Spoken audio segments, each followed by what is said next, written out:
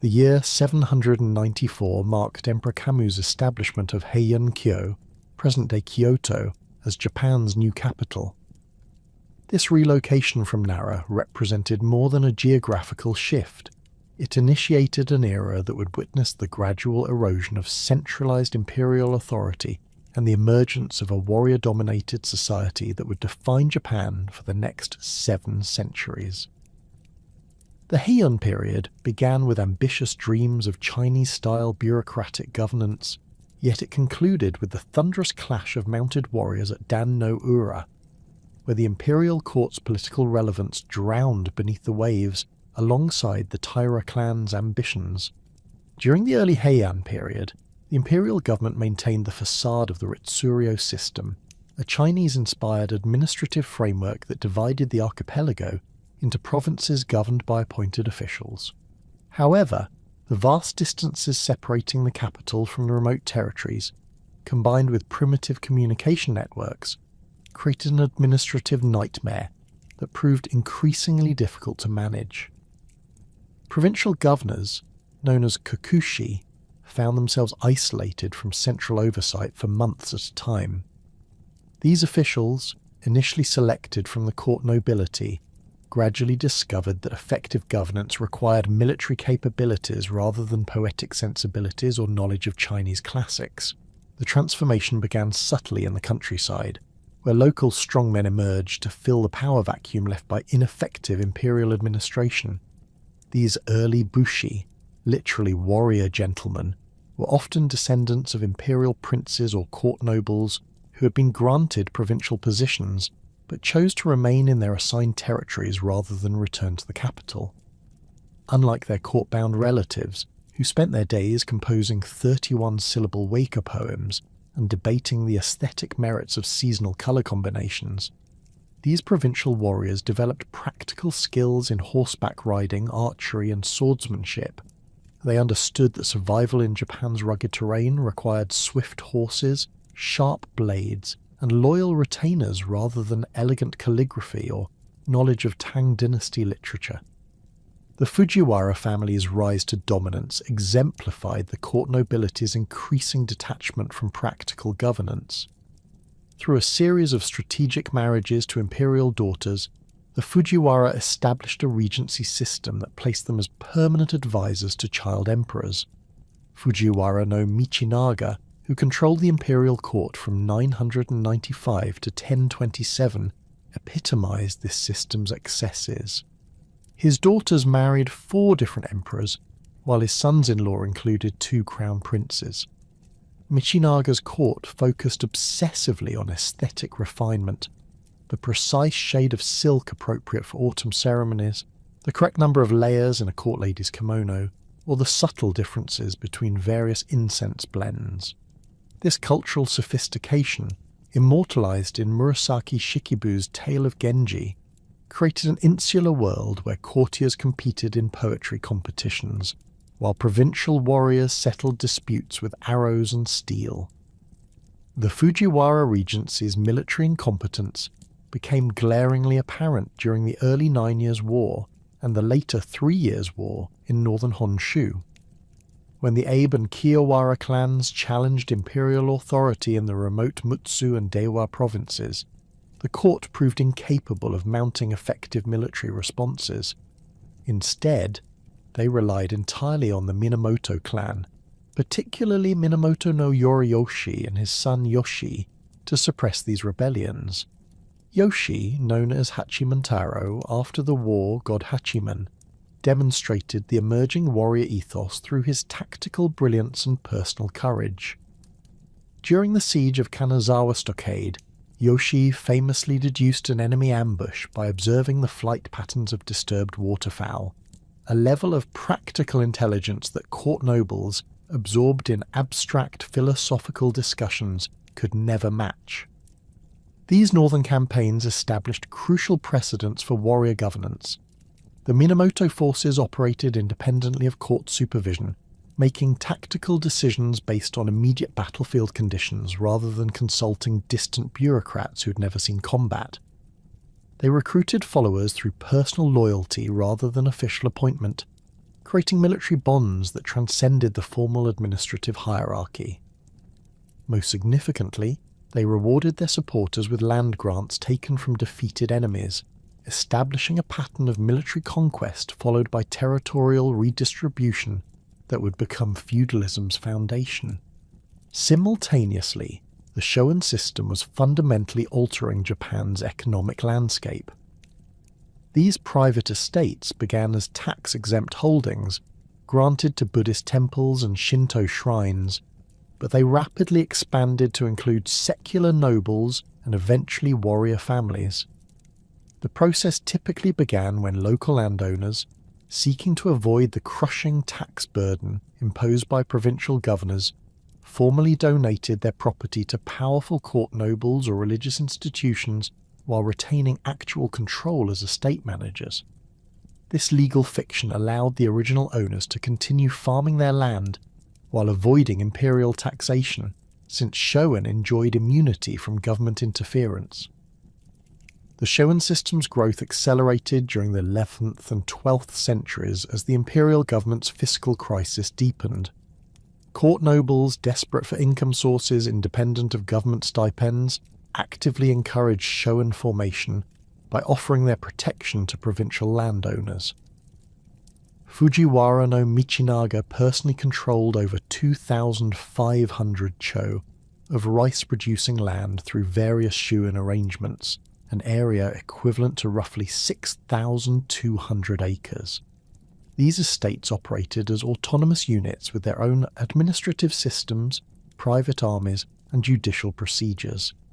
Estate managers, often local warriors serving as the noble proprietors' representatives, exercised powers that traditionally belonged to imperial governors, collecting taxes, settling disputes, and maintaining order through force when necessary. The Shogun system's military implications proved as significant as its economic impact. Estate managers required armed retainers to protect valuable agricultural land from bandits, rival claimants, and occasionally imperial tax collectors attempting to assert government authority. These private armies, initially small bands of mounted archers, gradually evolved into sophisticated military organizations capable of challenging imperial forces. The warriors serving Shogun developed intense personal loyalty to their immediate commanders, rather than abstract devotion to distant emperors they would never meet. They fought for tangible rewards, land grants, tax exemptions, and elevated status within the estate hierarchy, rather than imperial ideals that meant little in their daily struggles for survival and prosperity. By the mid-12th century, two warrior clans had emerged as the most powerful military forces in Japan, the Taira and the Minamoto. The Taira, descended from Emperor Kammu, established their power base in the Kanto region before expanding westward toward the capital. Taira no Kiyomori, the clan's most successful leader, demonstrated remarkable political acumen by cultivating relationships with retired emperors and court nobles while maintaining his family's military strength. Unlike earlier warrior leaders who remained in distant provinces, Kiyomori moved to the capital and sought integration with the existing political establishment. He arranged marriages between his daughters and imperial princes, accepted court ranks and titles, and even adopted the refined cultural practices that characterized Heian aristocratic life. The Minamoto clan, also claiming imperial descent through Emperor Seiwa, pursued a different strategy. Based primarily in the eastern provinces, they maintained closer connections to the provincial warrior communities that formed the backbone of their military strength. Minamoto leaders like Yoshie and later Yoritomo emphasized their role as protectors of warrior interests against court interference rather than seeking accommodation with the existing political order. They cultivated an image of martial virtue and personal honor that appealed to provincial fighters who viewed court nobles as effeminate parasites living off warrior labor. The fundamental tension between these competing approaches, integration versus opposition, came to a head during the Hogan Rebellion of 1156. This conflict began as a succession dispute between retired Emperor Sutoku and his brother, the reigning Emperor Go Shirakawa. but it quickly evolved into a proxy war between the Taira and Minamoto clans. The rebellion's outcome demonstrated that military force had become the ultimate arbiter of political disputes in Japan. Court nobles could no longer resolve their conflicts through traditional means, poetic exchanges, bureaucratic maneuvering, or appeals to Chinese precedent when their opponents possessed superior military capabilities.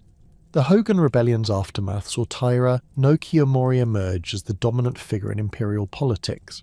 He eliminated potential Minamoto rivals, most notably executing Minamoto no Tameyoshi despite the man's advanced age and previous loyal service to the court.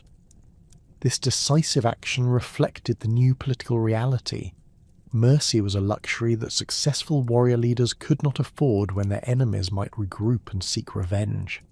Kiyomori's subsequent rise to the position of Chancellor in 1167 marked the first time a warrior had achieved the highest court rank, symbolizing the military class's ascendancy over traditional court nobility. However, Kiyomori's success contained the seeds of his family's eventual destruction. His efforts to integrate the Taira clan into court society alienated many provincial warriors who viewed such accommodation as betrayal of warrior values. When Kiyomori moved the capital from Kyoto to Fukuhara in 1180, ostensibly to facilitate trade with Song China, he demonstrated the same disregard for traditional precedent that had characterized earlier imperial decisions. More critically, his increasingly autocratic behavior toward retired emperors and court nobles created resentment among potential allies who might have supported Taira rule under different circumstances. The spark that ignited the Genpei War came from Prince Mochihito, son of retired Emperor Go Shirakawa, who issued a call for arms against the Taira in 1180. This proclamation, distributed secretly to warrior families throughout Japan, appealed directly to provincial fighters' sense of honor and their resentment of Taira dominance. Minamoto no Yoritomo, who had survived the earlier purges by living in exile in Izu province, responded to this call by raising his standard at Kamakura. His initial forces consisted of only a few dozen mounted retainers, but his message resonated with warriors throughout the eastern provinces who had grown tired of Taira arrogance and court interference in military affairs. The early stages of the Genpei War revealed the fundamental differences between Taira and Minamoto military strategies. The Taira, based near the capital and accustomed to court politics, initially attempted to suppress the rebellion through conventional means, dispatching imperial armies led by appointed generals who possessed court rank but limited combat experience. Their forces relied heavily on conscripted peasant infantry armed with spears and supervised by a small number of mounted warriors. This approach had worked adequately against earlier provincial rebellions, but it proved inadequate against determined opposition led by experienced military commanders. The Minamoto, by contrast, built their strength through the personal loyalty networks that characterized Eastern warrior society. Yoritomo did not simply issue orders expecting automatic obedience. Instead, he carefully cultivated relationships with local strongmen by offering them concrete benefits in exchange for military service. He confirmed existing land holdings, granted new territories captured from Taira supporters, and most importantly promised that loyal followers would receive permanent recognition of their achievements rather than temporary rewards that might be revoked by future court decisions. This approach created a military coalition based on mutual self-interest rather than abstract political principles. The war's turning point came with the emergence of Minamoto no Yoshitsune, Yoritomo's younger half-brother, as a military commander of exceptional ability. Yoshitsune possessed an intuitive understanding of cavalry tactics that allowed him to exploit the mobility advantages inherent in mounted archery. His victory at the Battle of Ichi no Tani in 1184 demonstrated the devastating effectiveness of coordinated cavalry charges against static defensive positions. Leading 70 mounted warriors down a steep cliff face that the Taira had considered impassable, Yoshitsune struck the enemy camp at dawn when most defenders were still sleeping. The psychological impact of this surprise attack, combined with the Minamoto forces' superior horsemanship, shattered Taira resistance and forced their retreat toward the inland sea. The Taira clan's final stand at Dan no Ura in 1185 epitomized the transformation that had occurred during the Genpei War. This naval battle, fought in the narrow straits between Honshu and Kyushu, pitted the Taira fleet of approximately 500 vessels against roughly 840 Minamoto ships.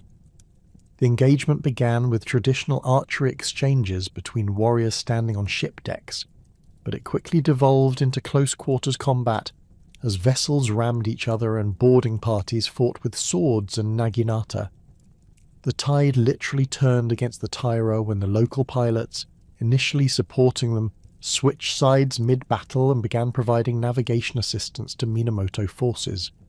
The death of Emperor Antoku, the 7-year-old child emperor who had become a symbol of Taira legitimacy, marked the end of the Heian period's political order.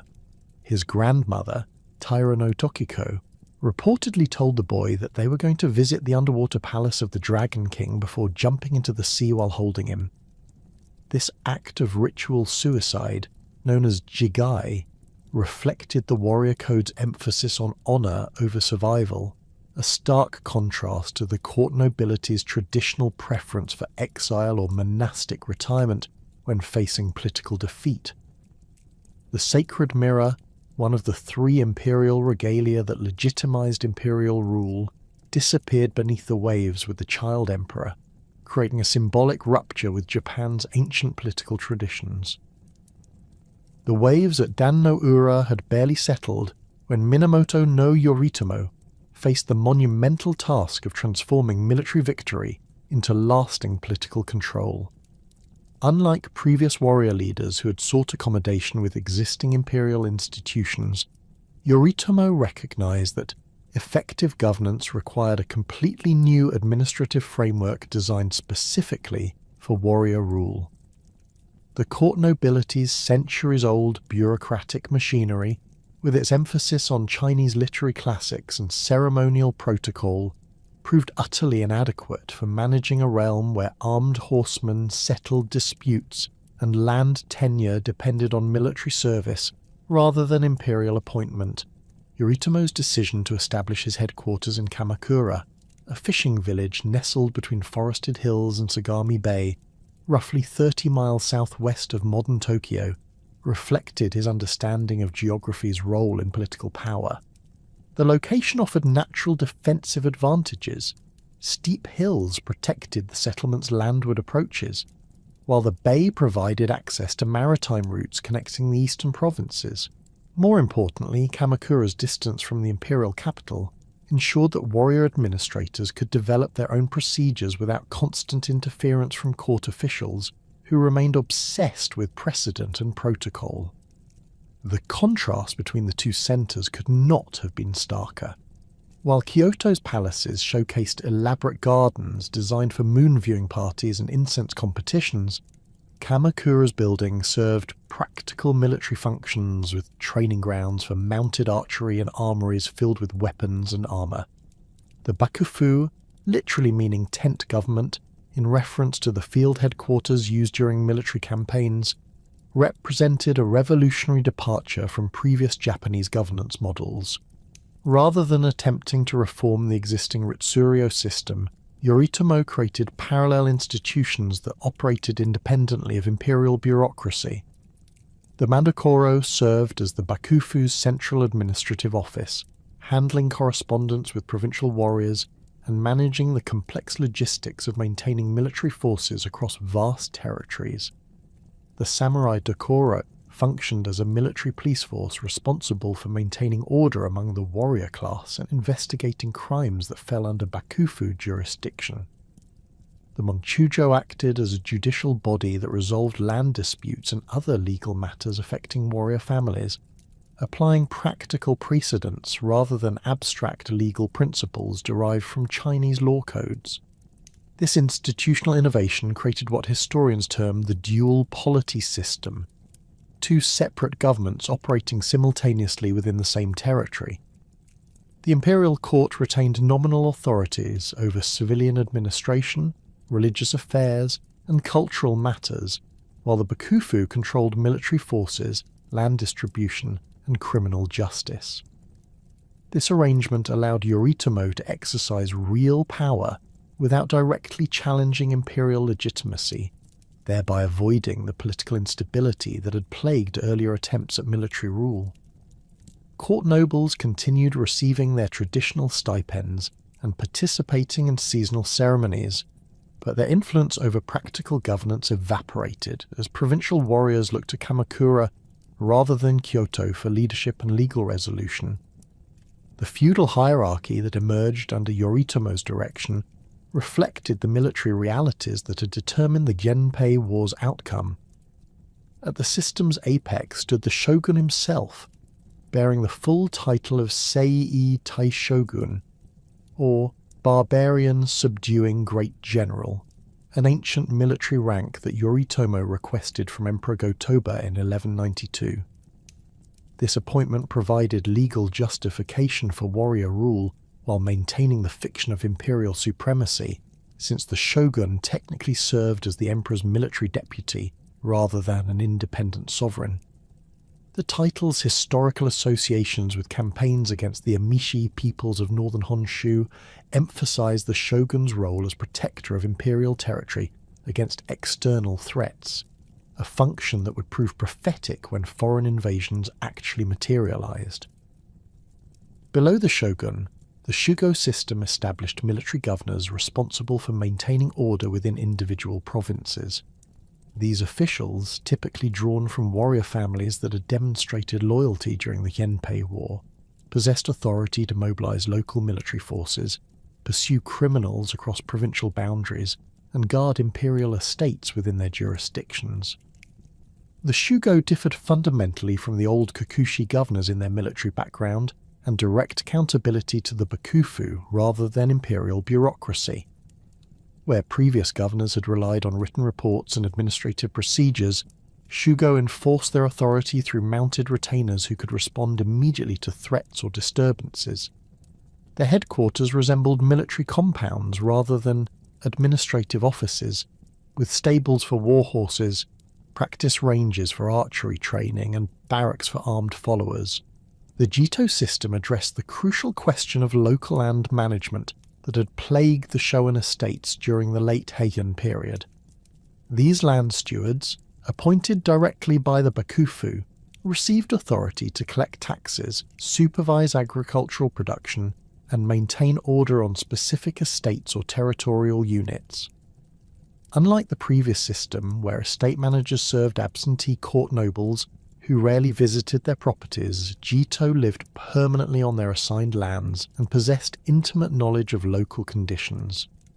They understood which fields produced the highest rice yields, which peasant families could be relied upon for military service, and which mountain passes required fortification against potential enemies. This practical expertise enabled more efficient agricultural production and tax collection, while ensuring that military obligations could be met when the Bakufu required armed service. The relationship between Shugo and Jito created a complex web of mutual obligations that formed feudalism's foundation. Jito owed military service to their provincial Shugo when conflicts arose, providing mounted warriors equipped with horses, weapons, and several days' provisions. In return, Shugo protected Jito holdings from external threats and supported their authority against challenges from local rivals or discontented peasants. Both groups owed ultimate loyalty to the shogun, who could redistribute their holdings based on military performance and political reliability. This hierarchical structure created incentives for competent military service while ensuring that land tenure remained conditional on continued loyalty rather than hereditary right. The system's effectiveness faced its first major test when Kublai Khan's Mongol Empire turned its attention toward Japan following the conquest of Song China in 1279. The Yuan dynasty's naval expeditions represented an unprecedented external threat that required coordination between all levels of the feudal hierarchy. Intelligence reports filtering through Korean and Chinese merchant networks described Mongol military capabilities in terrifying detail. Disciplined cavalry formations that could travel vast distances without rest, siege engines capable of reducing stone fortifications to rubble, and composite bows with effective ranges exceeding anything Japanese archers had encountered. The prospect of facing such opponents forced the Bakufu to mobilize resources on a scale that tested the new governmental system's organizational capacity. The first Mongol invasion fleet departed from Korean ports in November 1274, carrying approximately 15,000 Mongol and Chinese troops, along with 8,000 Korean auxiliaries aboard roughly 300 vessels. The armada's initial target was Tsushima Island, where the local garrison under So Sukekuni faced impossible odds.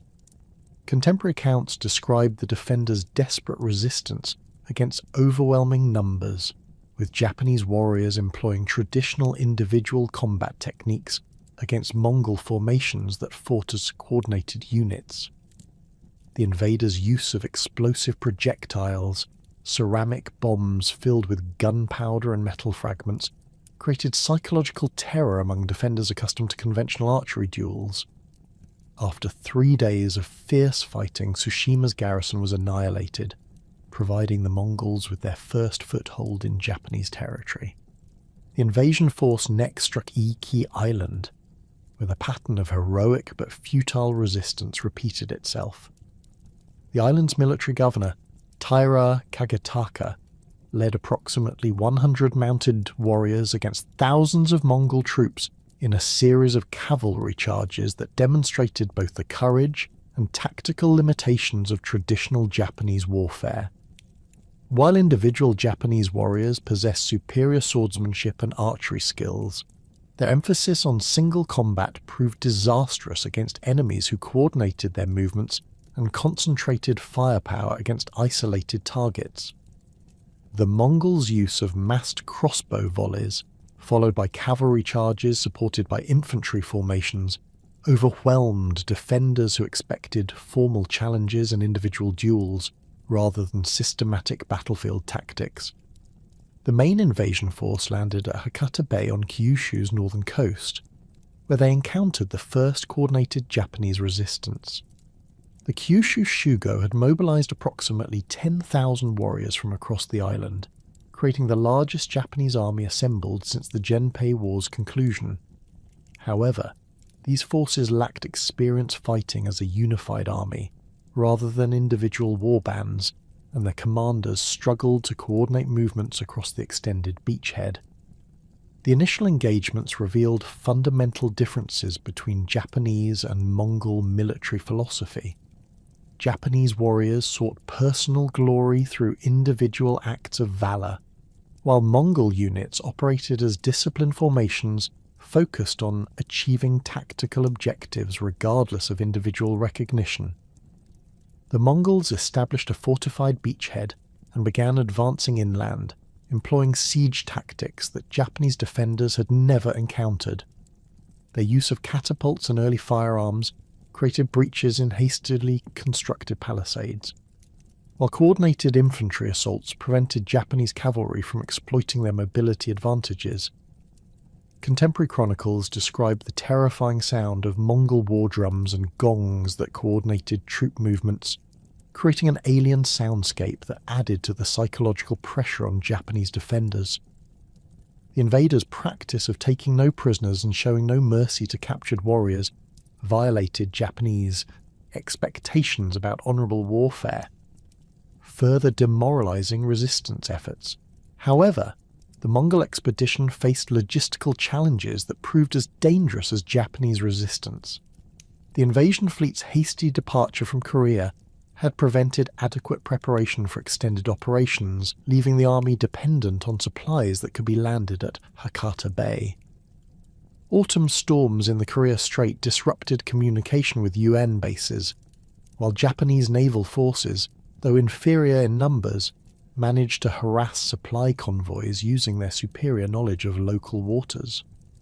More critically, the Mongol commanders had underestimated the time required to secure their beachhead, expecting rapid conquest rather than prolonged resistance from determined defenders fighting on familiar terrain. On November 19th, 1274, a massive typhoon struck the invasion fleet, while most vessels remained anchored in Hakata Bay. The storm's fury exceeded anything in recorded Japanese meteorological history, with winds estimated at over 100 miles per hour driving mountainous waves against the crowded anchorage. Mongol ships, designed for river warfare and coastal operations rather than open ocean storms, proved catastrophically vulnerable to the typhoon's assault. Contemporary accounts describe vessels being driven ashore like toys, their wooden hulls splintering against rocks while crews struggled helplessly against the storm's overwhelming power. The few ships that managed to escape the bay faced equally dangerous conditions in the open Korea Strait, where many foundered with all hands lost. The typhoon's aftermath revealed the invasion's complete collapse. Thousands of Mongol corpses littered Kyushu's beaches, while the survivors faced Japanese forces that had regrouped during the storm. Without naval support or hope of reinforcement, the remaining invaders surrendered or died fighting hopeless rearguard actions. The psychological impact on Japanese defenders was profound. Many interpreted the typhoon as divine intervention by Shinto kami and Buddhist deities protecting Japan from foreign contamination. This religious interpretation would later evolve into the kamikaze concept, literally meaning divine wind, which became central to Japanese national mythology. The 1274 invasion's failure provided valuable lessons that the Bakufu applied to preparing for the anticipated second Mongol assault. Hojo Tokimune, who had assumed leadership of the Bakufu as regent following his father's death, ordered construction of extensive coastal fortifications along Kyushu's northern shores. These defences included a massive stone wall extending over 10 miles along Hakata Bay's coastline, designed to prevent amphibious landings, while providing protected positions for archer formations. The wall's construction required mobilizing thousands of workers and vast quantities of stone, demonstrating the Bakufu's ability to coordinate large-scale engineering projects across multiple provinces. Simultaneously, the Bakufu implemented military reforms designed to address the tactical deficiencies revealed during the first invasion. Warrior training emphasized coordinated group tactics rather than individual combat skills, while new weapons and armor were developed to counter Mongol advantages. Japanese armorers began producing lighter, more flexible armor suitable for extended combat, rather than the elaborate ceremonial suits that had characterized earlier periods. Weaponsmiths experimented with longer spears and improved crossbows, attempting to match the range and penetrating power of Mongol projectile weapons. The second Mongol invasion of 1281 represented a far more serious threat than its predecessor. Kublai Khan had learned from the first expedition's failures, assembling two separate fleets that would converge on Kyushu from different directions. The Eastern Route Army, departing from Korean ports, carried approximately 40,000 troops aboard 900 vessels, while the Southern Route Army sailed from southern China with roughly 100,000 soldiers on over 3,500 ships. This massive armada represented one of the largest naval expeditions in medieval history, dwarfing even the later Spanish Armada in terms of troop numbers and logistical complexity. The invasion began in May 1281, when the Eastern Route Army landed on Tsushima and Iki Islands, quickly overwhelming the reinforced garrisons that had been established following the first invasion. However, the Japanese defenders had learned from their previous experience, avoiding pitched battles in favour of guerrilla tactics that exploited their knowledge of local terrain. Rather than meeting the invaders in formal combat, Japanese forces conducted hit-and-run attacks against Mongol supply lines while retreating to prepared positions in the island's mountainous interiors. When the Eastern Route Army reached Kyushu in June 1281, they encountered the formidable stone wall that had been constructed along Hakata Bay, the fortifications' effectiveness exceeded all expectations. Mongol landing craft found themselves trapped in killing zones where Japanese archers could concentrate their fire while remaining protected from return volleys. The wall's strategic positioning forced invaders to land at predetermined points where Japanese forces had prepared elaborate defensive positions, complete with hidden archer nests and cavalry staging areas for counterattacks. The siege of the coastal fortifications continued through these summer months as both armies awaited the Southern Route Army's arrival from China. This delay proved costly for the Mongols, who found themselves committed to maintaining a large army in hostile territory without achieving decisive victory. Japanese forces employed innovative naval tactics, using small, maneuverable vessels to conduct night raids against the Mongol fleet anchored in Hakata Bay. These attacks, though individually insignificant, gradually eroded Mongol morale while preventing the establishment of secure supply lines. The Southern Route. Army's delayed arrival in August 1281 initially appeared to tip the balance decisively in the Mongols' favour. The combined invasion force now numbered over 140,000 troops, larger than any army that would operate in Japan until the 20th century. However, the prolonged campaign had already strained the expedition's logistical capabilities, while the Japanese defenders had used the intervening months to strengthen their positions and coordinate their resistance efforts. On August 15, 1281, another massive typhoon struck the invasion fleet with even greater force than the 1274 storm. The second kamikaze proved far more devastating than its predecessor, destroying an estimated 80% of the Mongol vessels and drowning approximately 100,000 troops. Contemporary Chinese sources describe the storm's unprecedented fury, with waves reportedly reaching heights of 30 feet and winds that could drive fully grown trees through the air like spears. The Mongol fleet, crowded into inadequate anchorages and weakened by months of combat operations, offered no resistance to the typhoon's assault. The invasion's failure had profound consequences for Japan's feudal development that extended far beyond the immediate military victory. The massive mobilization required to repel the Mongols had demonstrated the Bakufu's organizational capabilities while creating unprecedented financial burdens that would strain the system for decades. Unlike traditional internal conflicts where victorious warriors could reward their followers with lands confiscated from defeated enemies, the Mongol Wars produced no territorial gains that could compensate loyal service.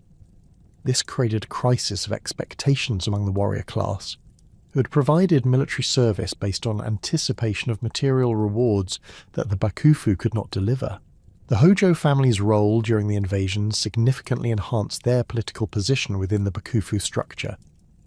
As hereditary regents who had effectively controlled shogunal authority since the early 13th century, the Hojo had managed the war effort while the nominal shoguns remained ceremonial figureheads. Hojo Tokimune's leadership during both invasions established the family's reputation as protectors of Japanese independence, providing political legitimacy that transcended their origins as Minamoto vassals who had usurped their master's authority through political manipulation. The regent system's evolution reflected broader changes within Japanese feudalism that had begun even before the Mongol threat materialized. Following Minamoto no Yoritomo's death in 1199, his sons Yori and Sanetomo had proven incapable of maintaining effective control over the warrior coalition that their father had assembled. The Minamoto bloodline's weakness created opportunities for ambitious subordinates, particularly Hojo Tokimasa, whose daughter Masako had married Yoritomo and produced the next generation of Minamoto heirs. Through a series of political assassinations and strategic alliances, the Hojo gradually eliminated potential rivals while maintaining the fiction of Minamoto rule through puppet shoguns who possessed the bloodline credentials necessary for political legitimacy. By the time of the Mongol invasions, the Hojo regency had become the Bakufu's true governing authority, controlling policy decisions while allowing ceremonial shoguns to perform the ritual functions associated with their office. This arrangement created a complex hierarchy where real power operated through informal channels rather than official titles, a pattern that would characterize Japanese governance for centuries. The Hojo regent consulted with a council of senior vassals when making important decisions, but the family's control over key administrative positions ensured that their preferences ultimately determined Bakufu policy.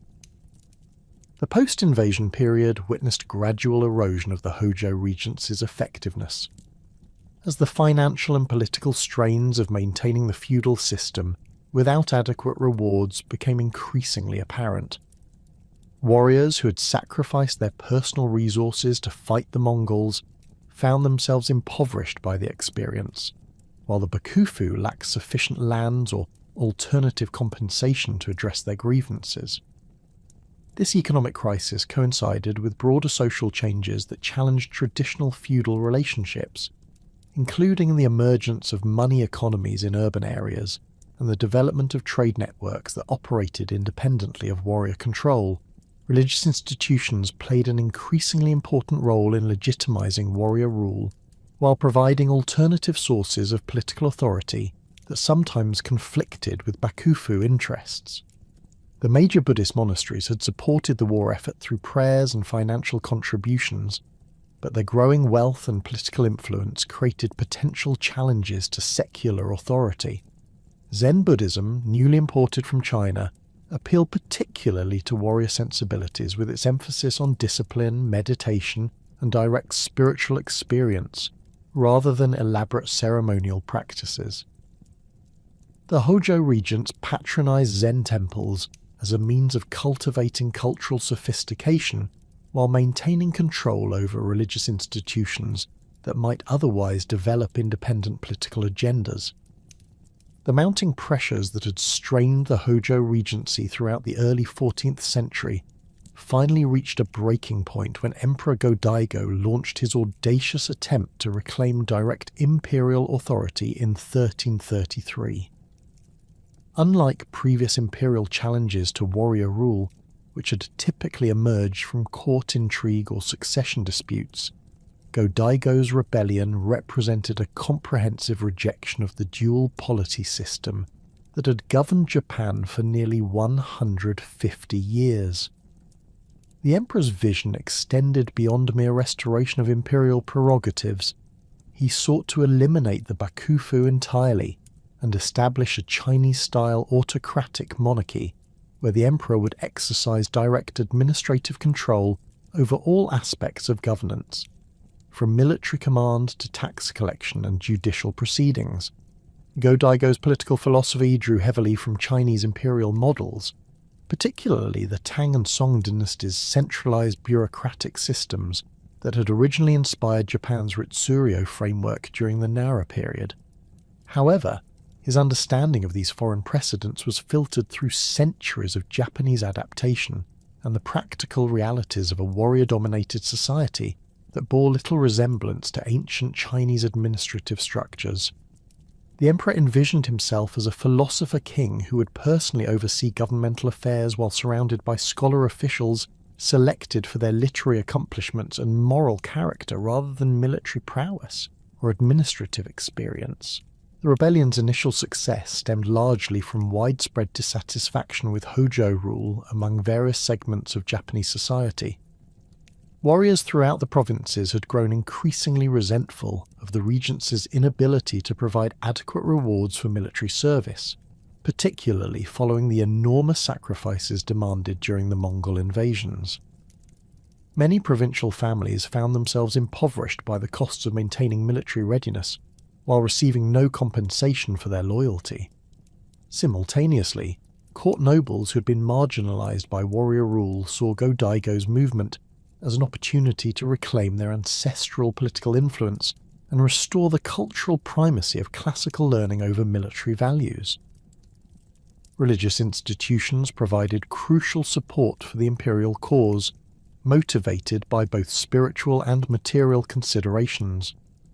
Buddhist monasteries had accumulated vast wealth through centuries of land grants and tax exemptions, but they remained vulnerable to Bakufu interference in their internal affairs. The warrior government's periodic attempts to regulate monastic activities and tax temple holdings had created resentment among religious leaders who viewed such measures as violations of sacred autonomy. Go-Daigo skillfully exploited these grievances by promising to restore traditional religious privileges while positioning himself as a defender of Buddhist Dharma against secular contamination. The emperor's most significant early victory came through his alliance with Ashikaga Takauji, a prominent warrior whose family had served the Hojo regency for generations while maintaining ambitions for independent power. Takauji commanded substantial military forces in the Kanto region, where his family's influence extended through complex networks of vassalage and land tenure that had developed over decades of careful political cultivation.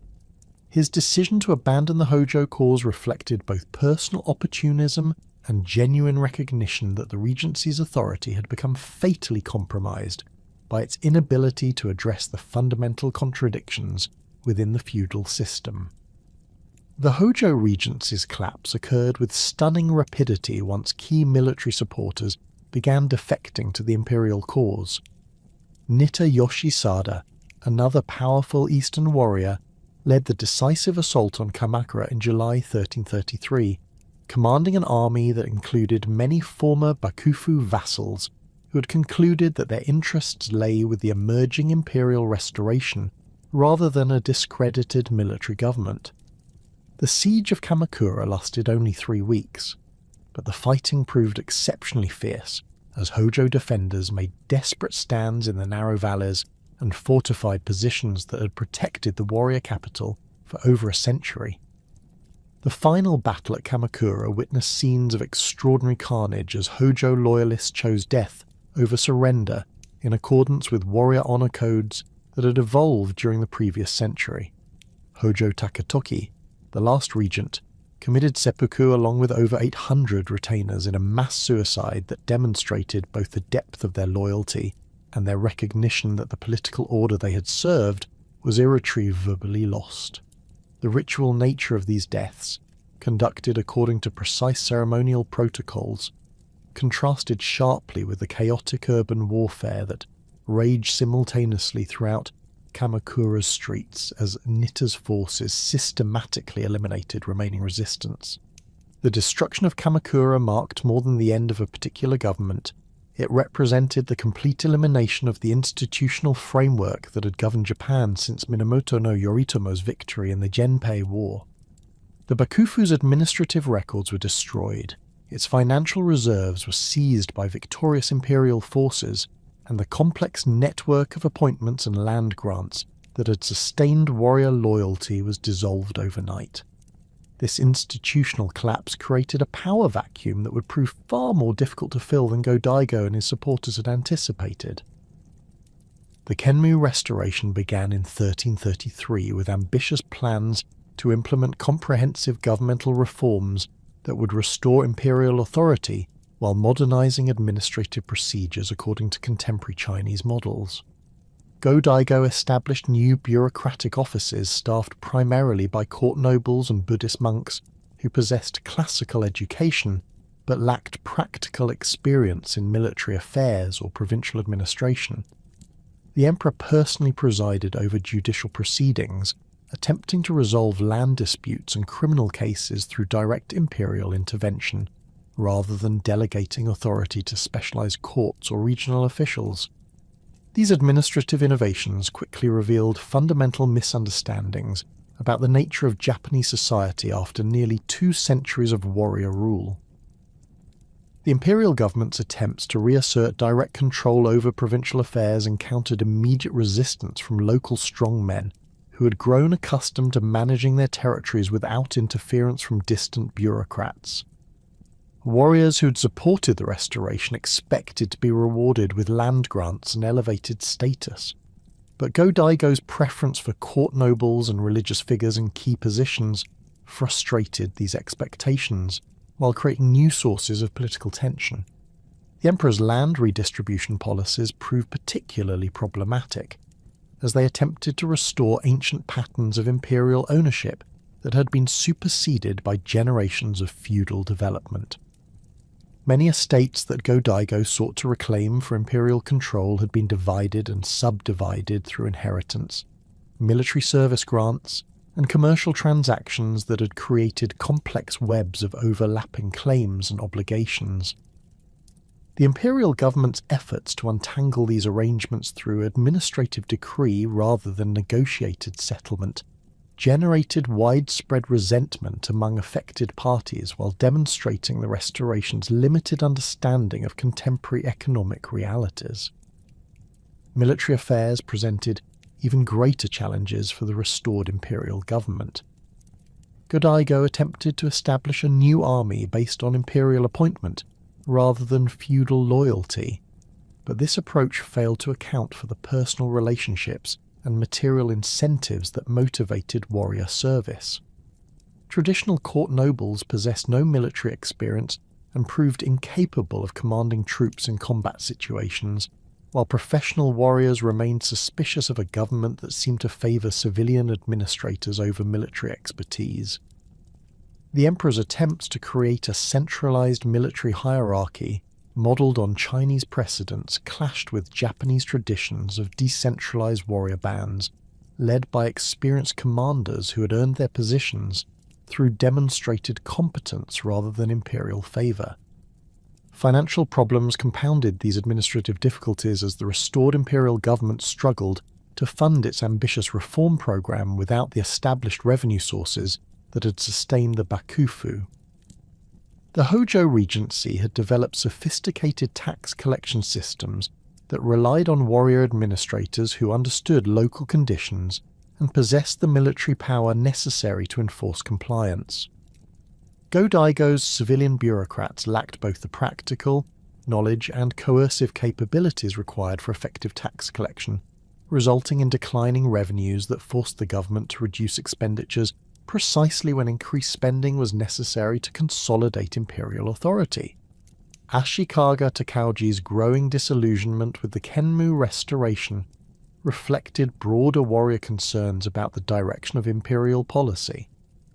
As one of the Restoration's key military supporters, Takauji had expected to receive substantial rewards and political influence commensurate with his contributions to Go-Daigo's victory. However, the emperor's preference for court nobles and religious figures in important positions increasingly marginalised warrior interests, while suggesting that the Restoration viewed military leaders as temporary allies rather than permanent partners in governance. Takauji's family had served in high military positions for generations, and their expertise in warfare and provincial administration represented precisely the skills that effective government required. The breaking point came in 1335, when Hojo Tokiyuki, son of the last regent, launched a restoration attempt that briefly recaptured Kamakura before being defeated by Takauji's forces. Go-Daigo's subsequent refusal to grant Takauji permanent authority over the Kanto region, despite his crucial role in suppressing the Hojo revival, demonstrated the emperor's fundamental misunderstanding of warrior expectations and political realities. Takauji had invested substantial personal resources in defending imperial authority, and his followers expected tangible rewards that would compensate their loyalty and sacrifice. The emperor's decision to maintain direct imperial control over the eastern provinces rather than delegating authority to proven military commanders revealed the Restoration's inability to balance idealistic principles with practical governance requirements.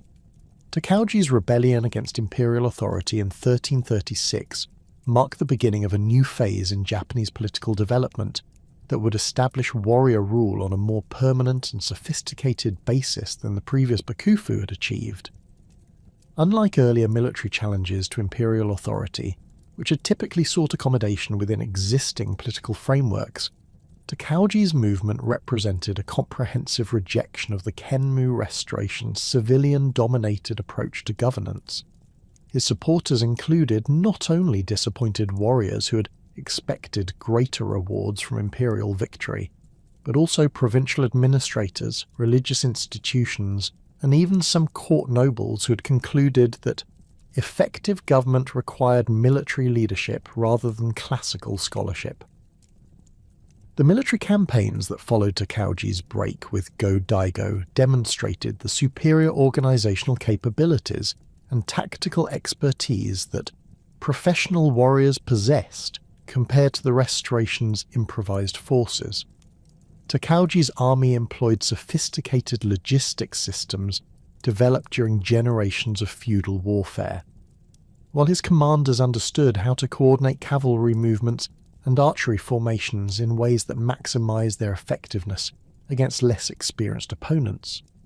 The imperial forces, despite their numerical advantages and control over traditional symbols of legitimacy, proved incapable of matching the military professionalism that characterized Takauji's coalition. The decisive battle at Minatogawa in 1336 illustrated these tactical disparities with devastating clarity. Kusunoki Masashige, one of Go-Daigo's most capable military commanders, led approximately 700 mounted warriors in a desperate attempt to prevent Takauji's forces from advancing on the capital. Despite his personal courage and tactical skill, Kusunoki faced impossible odds against Takauji's army of over 10,000 experienced fighters who had been reinforced by defectors from the imperial cause. The battle's outcome was determined not by individual heroism, but by systematic military superiority that reflected decades of professional development within the warrior class. Takauji's establishment of a new bakufu in Kyoto represented a fundamental departure from previous patterns of warrior government. Rather than maintaining the geographical separation between military and civilian authority that had characterized the Kamakura system, Takauji positioned his government directly within the imperial capital, where it could exercise immediate control over court activities and ceremonial functions. This proximity allowed the Ashikaga shogunate to integrate military and civilian administrative functions while maintaining closer supervision over potential sources of opposition than had been possible when warrior headquarters remained in distant Kamakura. The institutional innovations that Takauji implemented reflected lessons learned from both the Kamakura Bakufu's successes and the Kenmu Restoration's failures. The new shogunate retained the fundamental principle of warrior rule while developing more sophisticated administrative procedures that could accommodate the complex political realities of 14th century Japan. Takauji appointed family members and trusted vassals to key provincial positions, but he also incorporated experienced bureaucrats and religious figures who possessed the specialized knowledge necessary for effective governance. This pragmatic approach to personnel selection contrasted sharply with both the Hojo Regency's exclusive reliance on warrior administrators and Go-Daigo's preference for classical scholars over practical expertise. The legitimacy crisis that emerged from Takauji's rebellion created the unprecedented situation of two competing imperial courts claiming authority over the same territory. Go-Daigo's flight to Yoshino in the mountainous Nara region established the Southern Court, which maintained possession of the sacred imperial regalia and could therefore claim legitimacy based on traditional symbols of imperial authority.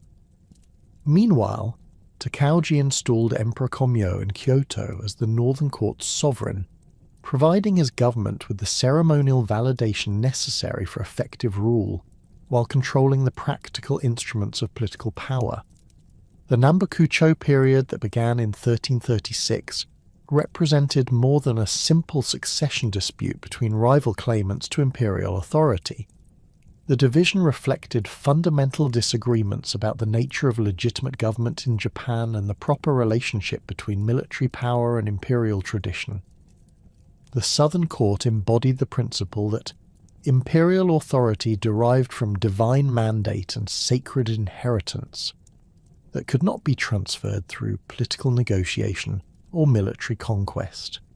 The Northern Court, by contrast, represented the pragmatic recognition that effective governance required accommodation between imperial legitimacy and warrior capabilities, even if such arrangements compromised traditional concepts of imperial sovereignty.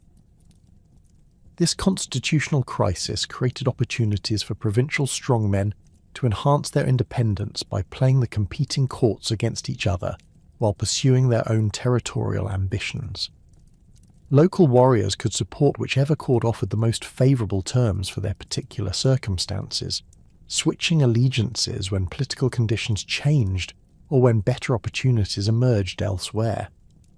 The result was a complex pattern of shifting loyalties that defied simple geographical or ideological categorization, as individual families made strategic calculations based on immediate self-interest rather than abstract political principles. The resolution of the Nanboku-cho conflict in 1392 through Emperor Go-Kamiyama's abdication and the reunification of the imperial line under Northern Court auspices mark the beginning of an extraordinary cultural renaissance that would define Japanese civilization for centuries. Ashikaga Yoshimitsu, the third shogun who had orchestrated this political reconciliation, possessed a sophisticated understanding of how cultural patronage could legitimize warrior rule while creating lasting monuments to Ashikaga authority. Unlike his predecessors who had focused primarily on military consolidation and administrative efficiency, Yoshimitsu recognized that true political stability required the cultivation of arts, philosophy, and international prestige that would elevate the shogunate's status beyond mere military dominance. The establishment of the Muromachi Bakufu in Kyoto's Muromachi district created unprecedented opportunities for cultural synthesis between warrior traditions and court refinement. The physical proximity between shogunal headquarters and imperial palaces facilitated daily interaction between military administrators and court nobles, fostering an environment where martial values could be tempered by aesthetic sophistication, while classical learning gained practical application through warrior patronage. This geographic integration contrasted sharply with the Kamakura period's deliberate separation of military and civilian cultures, allowing for cross-fertilization that produced distinctly Japanese innovations in architecture, literature, and religious practice. Zen Buddhism's rapid ascendancy during this period reflected both its philosophical appeal to warrior sensibilities and its practical utility as a diplomatic tool for international relations. The Rinzai school, which had been introduced from China during the late Kamakura period, found particular favour among the Ashikaga shoguns who appreciated its emphasis on direct spiritual experience achieved through rigorous mental discipline rather than elaborate ceremonial observances. The religion's core principles, self-reliance, intuitive understanding, and the rejection of external authorities in favour of personal enlightenment, resonated powerfully with warrior ideals while providing intellectual frameworks that could accommodate both Confucian ethics and indigenous Shinto practices. The construction of major Zen temples under shogunal patronage transformed Kyoto's architectural landscape while establishing institutional centres for cultural development that extended far beyond religious activities. Shokoku-ji, founded by Yoshimitsu in 1382, exemplified the ambitious scope of these projects through its massive compound that included not only worship halls and meditation spaces, but also libraries, art studios, and guest quarters for visiting scholars and diplomats. The temple's main hall, measuring over 200 feet in length and rising to a height of nearly 100 feet, employed architectural techniques that combined traditional Japanese post and beam construction with Chinese innovations in roof design and interior spatial organization. The Golden Pavilion, or Kinkaku-ji, which Yoshimitsu constructed as part of his Kitayama villa complex beginning in 1397, represented the pinnacle of this cultural synthesis through its unprecedented integration of residential, religious and aesthetic functions within a single architectural statement. The three-story structure incorporated distinct stylistic elements on each level. The ground floor followed traditional Shinden Zukuri palace architecture favoured by court nobles. The second story adopted the Buka Zukuri style associated with warrior residences, while the upper level employed purely Zen architectural principles with its meditation hall and golden exterior that reflected seasonal changes in the surrounding landscape. The pavilion's famous gold leaf exterior, applied using techniques developed by master craftsmen working with imported Chinese materials, created visual effects that changed dramatically throughout the day as sunlight struck the building from different angles. Morning light produced subtle golden glows that harmonized with the mist rising from the adjacent pond, while afternoon sun created brilliant reflections that could be seen from considerable distances across Kyoto's northern hills. The building's positioning within carefully designed gardens that incorporated elements from both Chinese and Japanese landscape traditions demonstrated sophisticated understanding of how architecture could enhance natural beauty rather than competing with environmental features.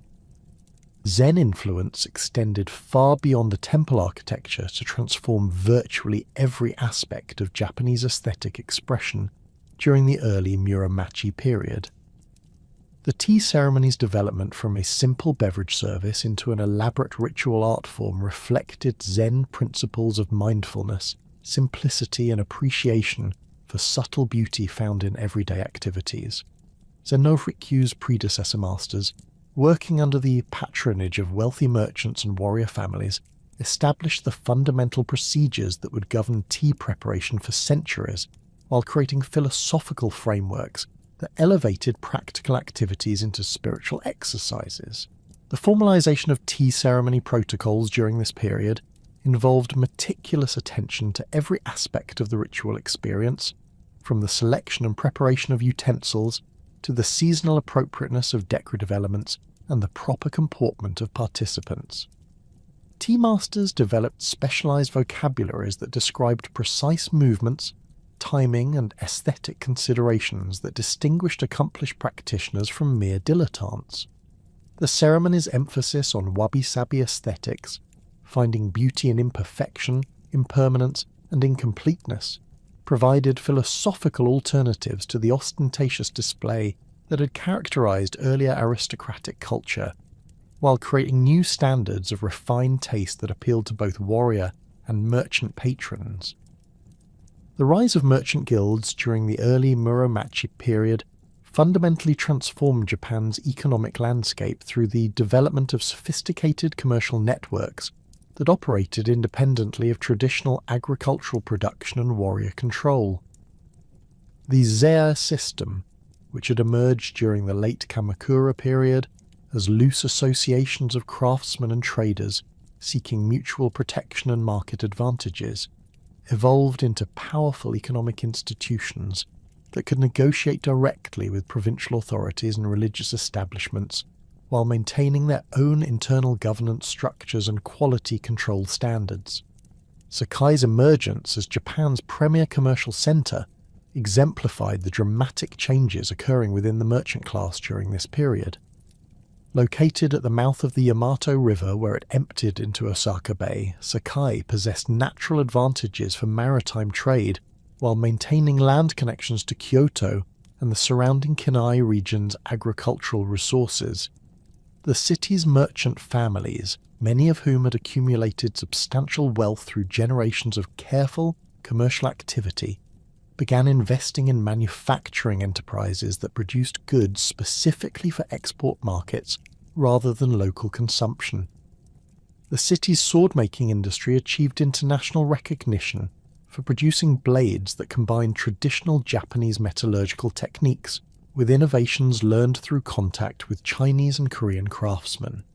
Sakai swordsmiths developed new forging methods that created steel with superior flexibility and edge retention compared to conventional Japanese weapons, while their polishing techniques produced mirror-like finishes that enhanced both the aesthetic appeal and practical performance of finished blades. These weapons commanded premium prices in overseas markets, particularly in China where Japanese swords were prized by military officers and wealthy collectors who appreciated their superior craftsmanship. The textile industry in Sakai and other commercial centres began producing luxury fabrics that competed successfully with Chinese imports through innovations in dyeing techniques and pattern design. Japanese weavers developed new methods for creating complex geometric patterns using multiple coloured threads, while dyers experimented with plant-based pigments that produce colours unavailable through conventional techniques. The resulting fabrics appealed to both domestic and foreign markets, with Chinese merchants paying substantial premiums for Japanese textiles that displayed distinctive aesthetic qualities not found in their own products.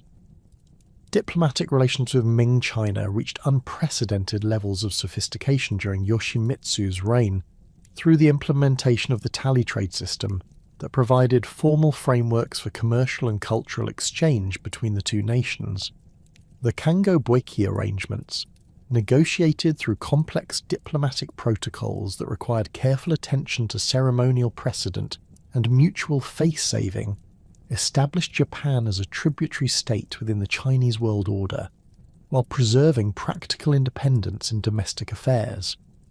This relationship provided substantial economic benefits through access to Chinese markets and luxury goods, while creating opportunities for cultural exchange that enriched Japanese civilization without compromising its distinctive characteristics. The tally system's operation required elaborate administrative procedures that demonstrated both governments' commitment to maintaining peaceful relations, despite periodic tensions over trade volumes and diplomatic protocol. Chinese authorities issued numbered tallies to authorize Japanese merchants that served as passports and trade licenses, while Japanese officials maintained careful records of all transactions to ensure compliance with agreed-upon limitations on export quantities and product categories. These arrangements protected Chinese domestic industries from excessive competition, while providing Japanese merchants with guaranteed market access that justified the substantial investments required for overseas trade.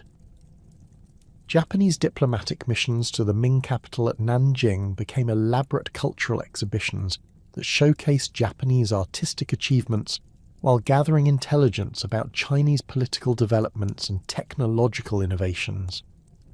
These embassies included not only government officials and merchants, but also artists, scholars, and craftsmen who could demonstrate Japanese capabilities while learning from their Chinese counterparts. The exchange of gifts between the two courts involved precious objects that represented the highest levels of artistic achievement in both cultures, creating competitive pressures that stimulated innovation and quality improvement in luxury crafts. The cultural impact of these diplomatic exchanges extended far beyond immediate commercial benefits to influence Japanese artistic development in fundamental ways. Chinese painting techniques, particularly those associated with Zen Buddhist art, were adapted by Japanese artists who combined them with indigenous aesthetic traditions to create distinctively Japanese styles that would influence East Asian art for centuries. The importation of Chinese books and scholarly works provided Japanese intellectuals with access to contemporary developments in philosophy, literature, and scientific knowledge, while stimulating domestic scholarship that built upon foreign learning to address specifically Japanese concerns. Zen monastery schools emerged as crucial institutions for transmitting this imported knowledge while developing distinctively Japanese approaches to education and scholarship. These institutions attracted students from warrior families who sought cultural refinement as well as religious instruction, creating educational environments that combined practical training in military arts with sophisticated study of literature, philosophy, and artistic techniques. The monastery's libraries accumulated vast collections of Chinese texts while producing original Japanese works that demonstrated mastery of foreign learning and its creative adaptation to domestic circumstances. The development of Japanese ink painting during this period exemplified the successful synthesis of foreign techniques with indigenous aesthetic sensibilities that characterized Muromachi cultural achievements. Artists like Sesshu, who studied in China during the 1460s, mastered Chinese landscape painting methods while developing distinctively Japanese approaches to composition and subject matter that reflected the archipelago's unique geographical features and cultural traditions. Their works demonstrated technical competence comparable to the finest Chinese models, while expressing aesthetic values that remained fundamentally Japanese in their appreciation for seasonal change, natural impermanence, and the subtle beauty found in everyday rural scenes. The patronage system that supported these artistic developments created complex relationships between creators and sponsors that influenced both the content and style of cultural production. Wealthy merchants, seeking to enhance their social status through association with refined culture, commissioned works that demonstrated their sophisticated taste, while providing artists with the financial security necessary for experimental innovation. Warrior families, eager to legitimize their political authority through cultural achievement, supported projects that showcased their commitment to civilization while creating lasting monuments to their patronage. The emergence of professional artistic guilds paralleled developments in commercial and craft organizations, establishing quality standards and training procedures that ensured consistent excellence while protecting established practitioners from unqualified competition. These guilds developed elaborate apprenticeship systems that required years of study under recognized masters, creating educational frameworks that preserved traditional techniques while encouraging innovation within established parameters. The guild system's emphasis on collective responsibility for maintaining artistic standards created peer pressure for excellence that elevated the overall quality of Japanese cultural production.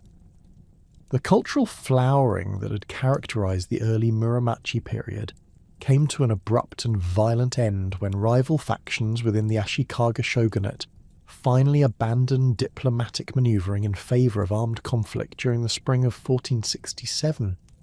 The Onin War, which would devastate Kyoto for the next decade, began ostensibly as a succession dispute over who would inherit the position of 8th Ashikaga shogun, but it quickly evolved into a comprehensive breakdown of the political arrangements that had maintained relative stability for nearly 3/4 of a century.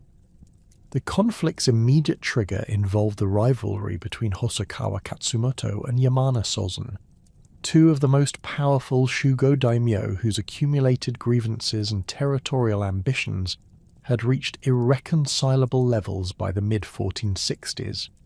Hosokawa Katsumoto commanded the Eastern Army, which initially supported Ashikaga Yoshimi's claim to succeed his brother Yoshimasa as shogun, while Yamana Sozen led the Western Army backing the infant Yoshihisa, son of Yoshimasa and his wife Hinotomiko.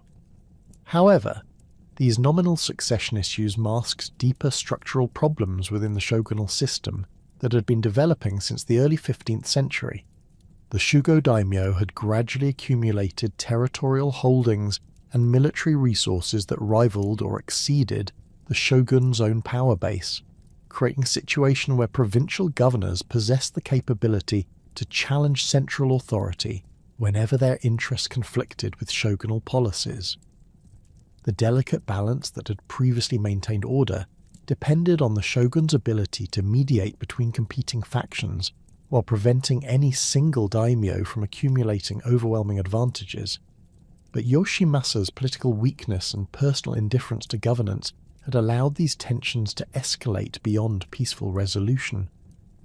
The war's opening phases demonstrated how completely the traditional mechanisms of conflict resolution had broken down within Japanese political society. Previous disputes between major daimyo families had typically been resolved through shogunal mediation, marriage alliances, or territorial adjustments that addressed underlying grievances without requiring extensive military action. The elaborate diplomatic protocols that had governed relations between warrior families for generations proved utterly inadequate when both sides possessed comparable military strength, and neither was willing to accept compromise solutions that might appear to diminish their status or territorial control. The result was armed conflict on a scale that Japan had not experienced since the Genpei War, nearly 3 centuries earlier. The fighting that erupted in Kyoto during the summer of 1467 transformed Japan's ancient capital into a battlefield, where heavily armoured cavalry charged through streets that had previously witnessed only ceremonial processions and religious festivals. The Eastern Army established fortified positions in the northeastern sections of the city, constructing elaborate earthworks and palisades that turned residential districts into military compounds, defended by thousands of Ashigaru foot soldiers armed with spears, crossbows, and the earliest firearms that had begun appearing in Japanese arsenals. The Western Army responded by fortifying the southwestern quarters, creating a defensive network that included not only military installations, but also commandeered temples, palaces, and merchant establishments that were converted into supply depots and barracks for the estimated 80,000 warriors who eventually participated in the siege.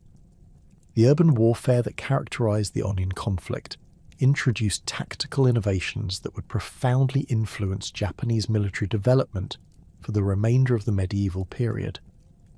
Traditional cavalry charges proved largely ineffective in the narrow streets and confined spaces of the capital, forcing commanders to rely increasingly on disciplined infantry formations that could maintain cohesion while advancing through debris-filled thoroughfares and defending fixed positions against repeated assaults. The extensive use of fire arrows and incendiary devices created massive conflagrations that destroyed entire neighbourhoods, including many of the architectural masterpieces that had been constructed during the previous century of cultural achievement. The Golden Pavilion survived only because of its isolated location outside the main combat zones, but countless temples, palaces, and private residences were reduced to ash during the decade of fighting. The war's duration exceeded all contemporary expectations, as neither side possessed the decisive military advantages necessary to achieve rapid victory over their opponents. The Eastern and Western armies maintained roughly equal strength throughout most of the conflict, with periodic reinforcements from provincial allies balancing losses suffered during the continuous skirmishing that characterized daily life in the besieged capital. The absence of clear strategic objectives beyond the elimination of rival factions meant that military operations focused on attrition rather than territorial conquest, creating a grinding war of endurance that gradually exhausted both sides' resources while producing minimal tactical gains for either faction.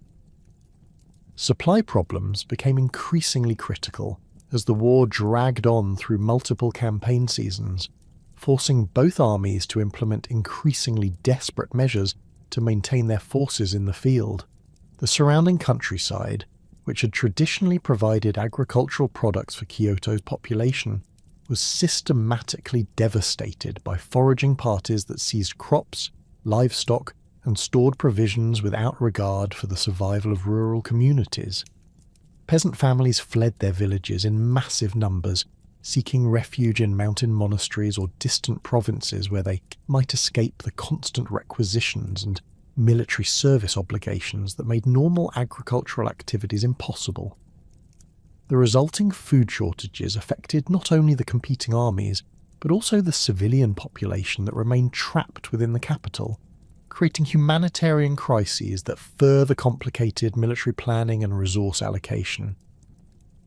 The conflict's resolution in 1477 came not through decisive military victory, but through mutual exhaustion that left both factions incapable of continuing effective operations.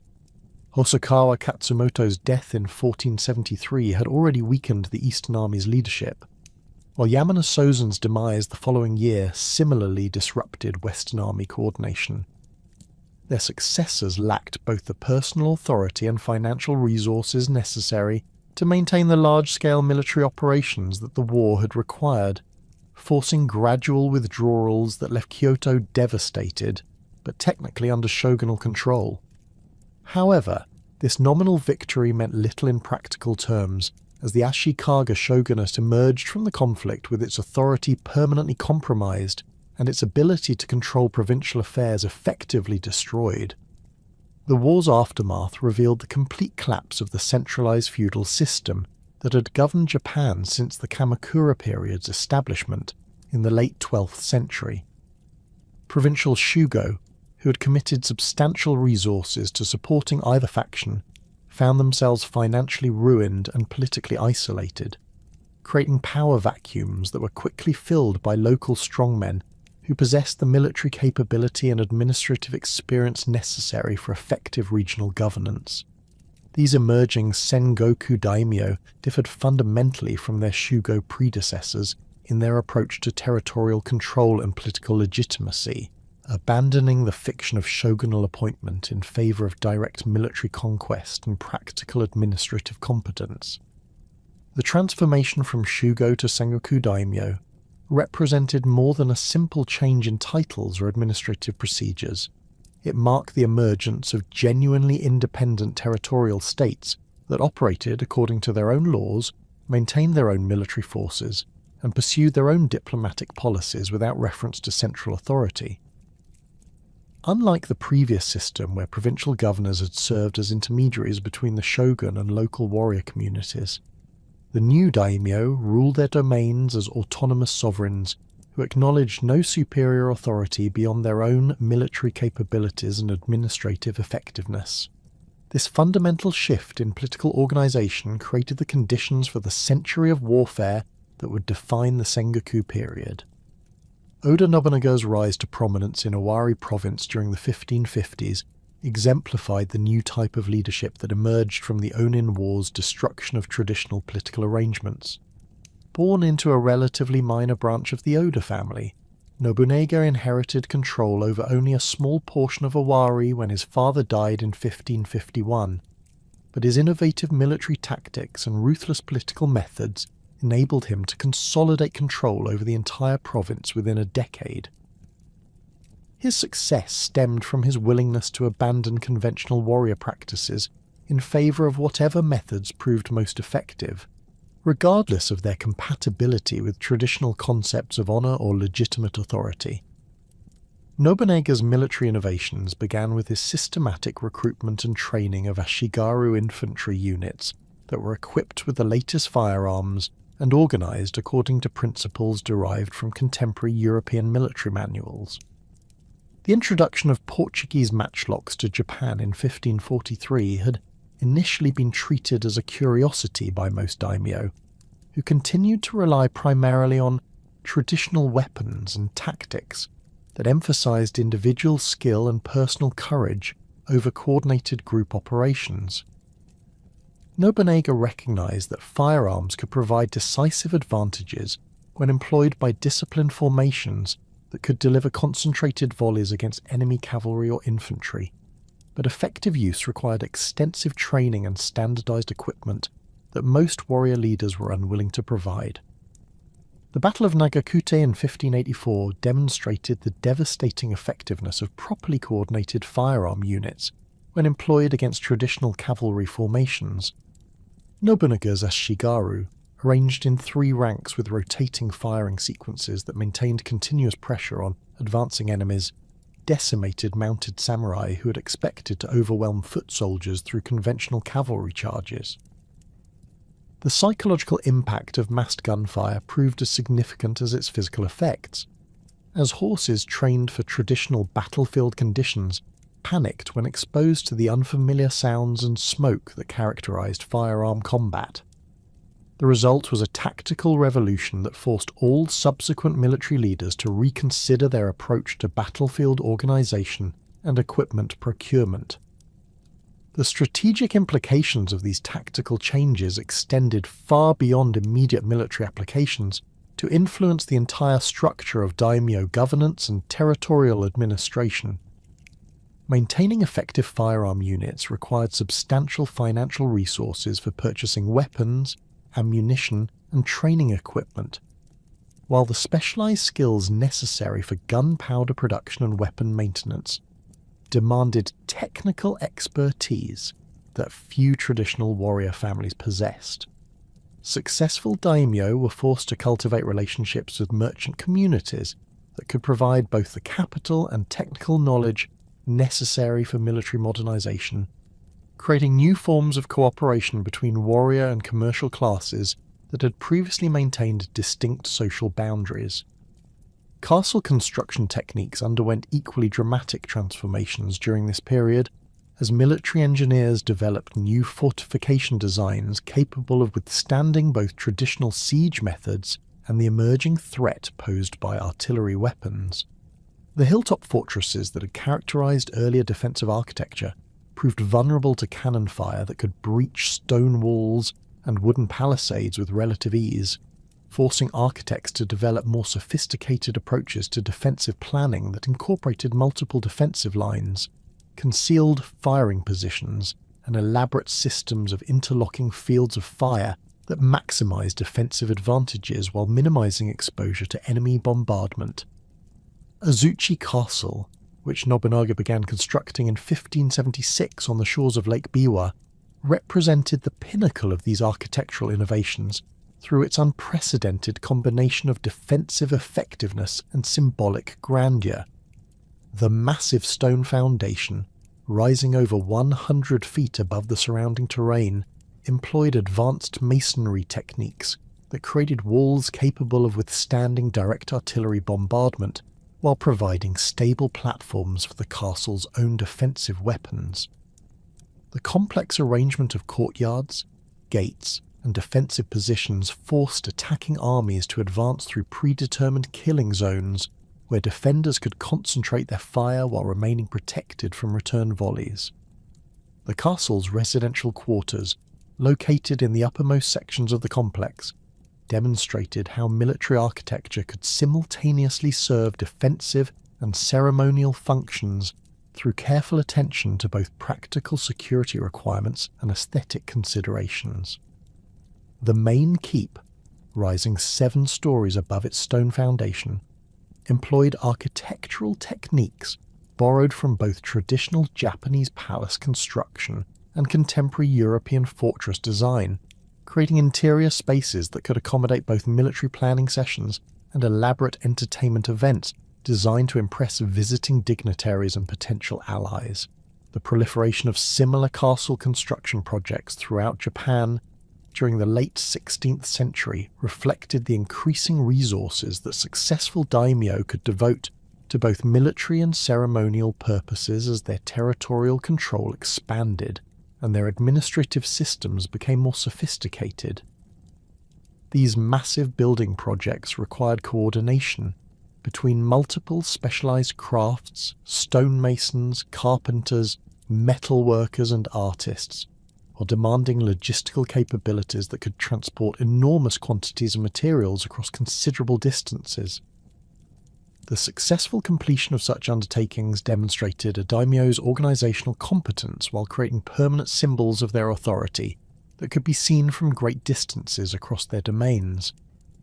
The economic foundations that supported these military and architectural innovations depended on agricultural improvements and commercial developments that generated unprecedented levels of surplus wealth for investment in military modernization. The introduction of new rice varieties from China and Korea, combined with improved irrigation techniques and more intensive cultivation methods, increased agricultural productivity sufficiently to support larger non-agricultural populations, while providing the tax revenues necessary for maintaining professional military forces. Successful daimyo implemented land surveys that precisely documented agricultural productivity within their territories, enabling more efficient tax collection while providing the detailed economic information necessary for long-term planning and resource allocation. Commercial activities expanded dramatically during this period as regional trade networks developed to support the movement of military supplies, luxury goods, and technical specialists between different daimyo territories. Merchants who could navigate the complex political relationships between competing powers while providing essential services found themselves in positions of unprecedented influence and prosperity, often serving as informal diplomatic intermediaries between potential allies or enemies.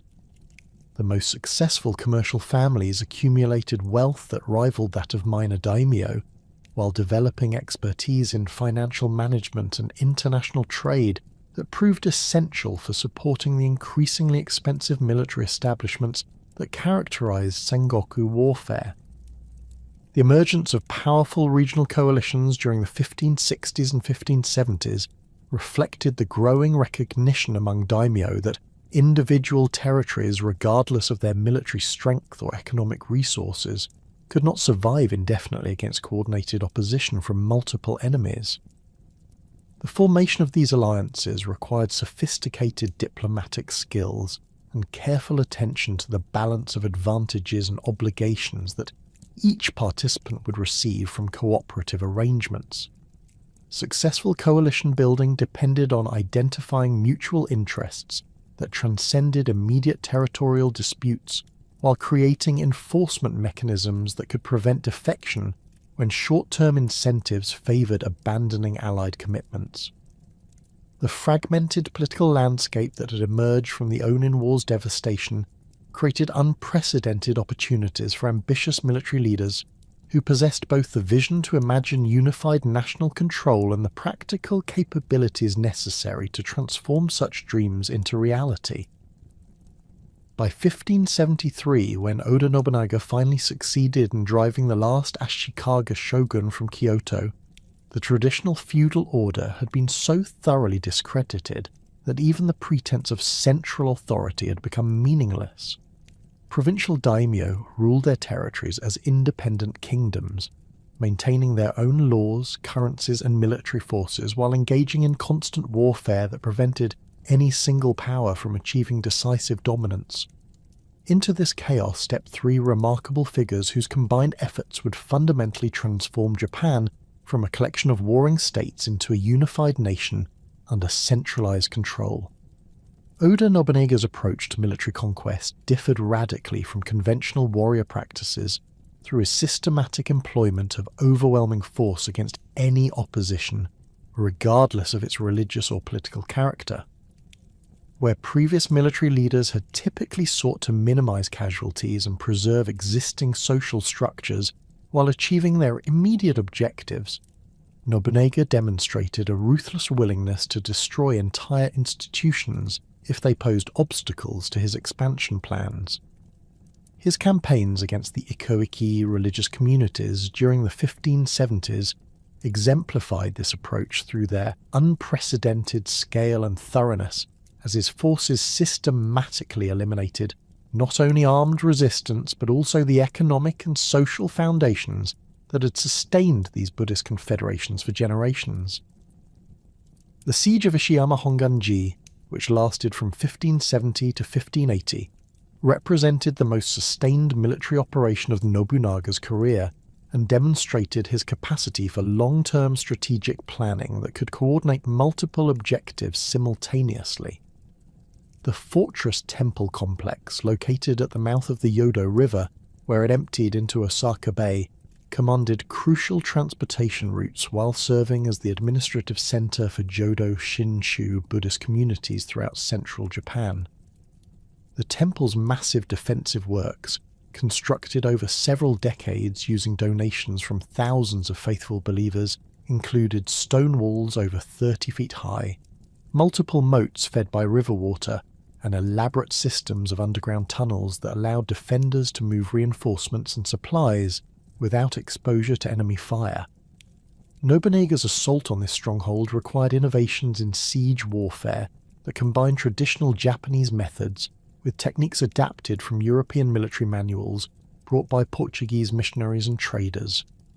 His engineers constructed massive earthworks that gradually extended closer to the temple walls while providing protected positions for artillery pieces and firearm units that could maintain continuous pressure on the defenders. The use of naval blockades to prevent supply shipments from reaching the besieged garrison represented a level of strategic coordination that few Japanese commanders had previously attempted, requiring cooperation between land forces and specially constructed warships that could operate effectively in the confined waters of Osaka Bay. The fortress's eventual surrender resulted not from successful assault, but from the systematic strangulation of its supply lines and the gradual erosion of defender morale through constant bombardment and the knowledge that no relief force would arrive to break the siege. The terms of capitulation that Nobunaga imposed reflected his understanding that religious institutions posed long-term threats to political stability, that could only be eliminated through complete destruction of their organizational capabilities. Rather than accepting the traditional tribute payments and formal submission that had characterized previous conflicts with religious establishments, Nobunaga demanded the complete dismantling of the Jodo Shinshu administrative structure and the exile of its leadership to distant provinces where they could not reconstitute their influence. The destruction of Enryaku-ji Temple on Mount Hiei in 1571 provided an even more dramatic demonstration of Nobunaga's willingness to employ unprecedented violence against religious institutions that challenged his authority. The ancient Buddhist monastery, which had maintained its independence for over 800 years through a combination of spiritual prestige and military power, commanded strategic positions overlooking Kyoto while controlling vast landed estates throughout the surrounding provinces. The temple's warrior monks, known as Sohei, had intervened repeatedly in political conflicts during the late Heian and Kamakura periods, using their military capabilities to influence succession disputes and policy decisions that affected their institutional interests. Nobunaga's assault on Mount Hiei began before dawn on September 30th, 1571, when approximately 30,000 troops surrounded the mountain and began systematic destruction of every building, religious artifact, and human being they encountered. The operation's scope exceeded anything in Japanese military history, as Nobunaga's forces burned over 3,000 structures, while killing an estimated 4,000 monks, servants, and pilgrims who had sought sanctuary within the temple complex. The complete elimination of this ancient institution, which had been considered inviolable by previous military leaders, sent unmistakable messages to other religious establishments about the consequences of opposing Nobunaga's expansion plans. The psychological impact of these religious campaigns extended far beyond their immediate military objectives to transform contemporary understanding of legitimate authority and acceptable methods of political control. Traditional Japanese warfare had operated according to implicit rules that protected certain categories of non-combatants, while preserving religious institutions that provided spiritual services to both sides in any conflict. Nobunaga's systematic violation of these conventions demonstrated that effective power could override traditional constraints when wielded by leaders who possessed sufficient military capability and political determination to ignore conventional limitations on their behaviour. The technological innovations that enabled these military successes reflected Nobunaga's systematic approach to adopting and improving foreign weapons and tactics that could provide decisive advantages over enemies who remained committed to traditional methods. His firearms units, initially organised according to Portuguese military manuals, evolved through practical experience into uniquely Japanese formations that combined European discipline with indigenous tactical flexibility. The development of specialised ammunition types, including incendiary rounds designed to start fires in wooden fortifications and explosive shells that could breach stone walls, required technical expertise that Nobunaga cultivated through generous patronage of craftsmen and engineers who could solve specific military problems. The establishment of centralized armament production facilities represented another crucial innovation that distinguished Nobunaga's military organization from conventional daimyo armies that relied on individual warriors to provide their own equipment. The massive workshops constructed at Azuki and other strategic locations employed hundreds of specialized craftsmen who could produce standardized weapons, armor, and ammunition according to precise specifications that ensured uniform quality and interchangeability of components. These facilities required substantial capital investments and sophisticated management systems, but they provided military advantages that justified their costs through improved battlefield performance and reduced logistical complications during extended campaigns. Nobunaga's administrative innovations proved equally revolutionary in their departure from traditional feudal practices and their emphasis on practical efficiency over hereditary privilege or ceremonial precedent. His appointment of capable administrators regardless of their social background or family connections created governmental systems that could respond effectively to rapidly changing military and political circumstances while maintaining the detailed record-keeping necessary for managing complex territorial holdings. The implementation of standardized weights, measures, and currency systems throughout his expanding domain facilitated commercial activities while providing the economic integration necessary for supporting large-scale military operations across multiple provinces. The systematic land surveys that Nobunaga ordered in conquered territories provided precise information about agricultural productivity, population distribution, and resource availability that enabled more efficient tax collection while eliminating the traditional privileges and exemptions that had characterized the previous feudal system. These surveys, conducted by teams of specially trained officials who measured fields with standardized instruments and recorded their findings in uniform formats, created comprehensive databases that allowed central administrators to make informed decisions about resource allocation and military planning. The resulting tax assessments, based on actual productive capacity rather than historical precedent or political negotiation, generated revenues that far exceeded what previous collection methods had achieved. The construction of road networks and communication systems that could support rapid military movements and administrative coordination represented another crucial innovation that distinguished Nobunaga's territorial organization from conventional daimyo domains. The systematic improvement of existing transportation routes, combined with the construction of new roads that connected strategic locations according to military rather than commercial priorities, created infrastructure capabilities that allowed armies to move between distant theatres of operation with unprecedented speed and efficiency. The establishment of relay stations equipped with fresh horses and supplies enabled messengers to maintain communication between central headquarters and provincial commanders across distances that had previously required weeks of travel time. Toyotomi Hideyoshi's rise from Ashigaru foot soldier to supreme military commander exemplified the social mobility that became possible under Nobunaga's merit-based administrative system, while his subsequent policies as national hegemon reflected both continuation and modification of his former master's revolutionary approaches to governance. Born into a peasant family in Owari province, Hideyoshi possessed no hereditary claim to warrior status or territorial authority, but his exceptional intelligence and administrative capabilities enabled him to advance through Nobunaga's military hierarchy until he commanded major independent operations. His success in capturing Takamatsu Castle in 1582 through the innovative technique of flooding the fortress by damming a nearby river demonstrated the tactical creativity that had characterized his entire career.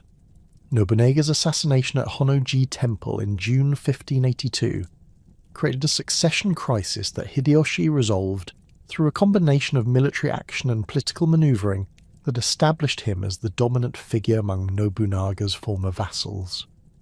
His victory over Akechi Mitsuhide at the Battle of Yamazaki, achieved through forced marches that brought his army from distant Bitchu province to the Kyoto area in unprecedented time, demonstrated both his strategic understanding and his troops' exceptional discipline and loyalty. The subsequent negotiations with other Nobunaga generals, particularly Shibata Katsuya and Tokugawa Ieyasu, required diplomatic skills that enabled Hideyoshi to forge coalitions while isolating potential rivals who might challenge his emerging authority. The completion of national unification under Hideyoshi's leadership involved military campaigns that systematically eliminated the remaining independent daimyo while implementing administrative reforms that would prevent future fragmentation of central authority.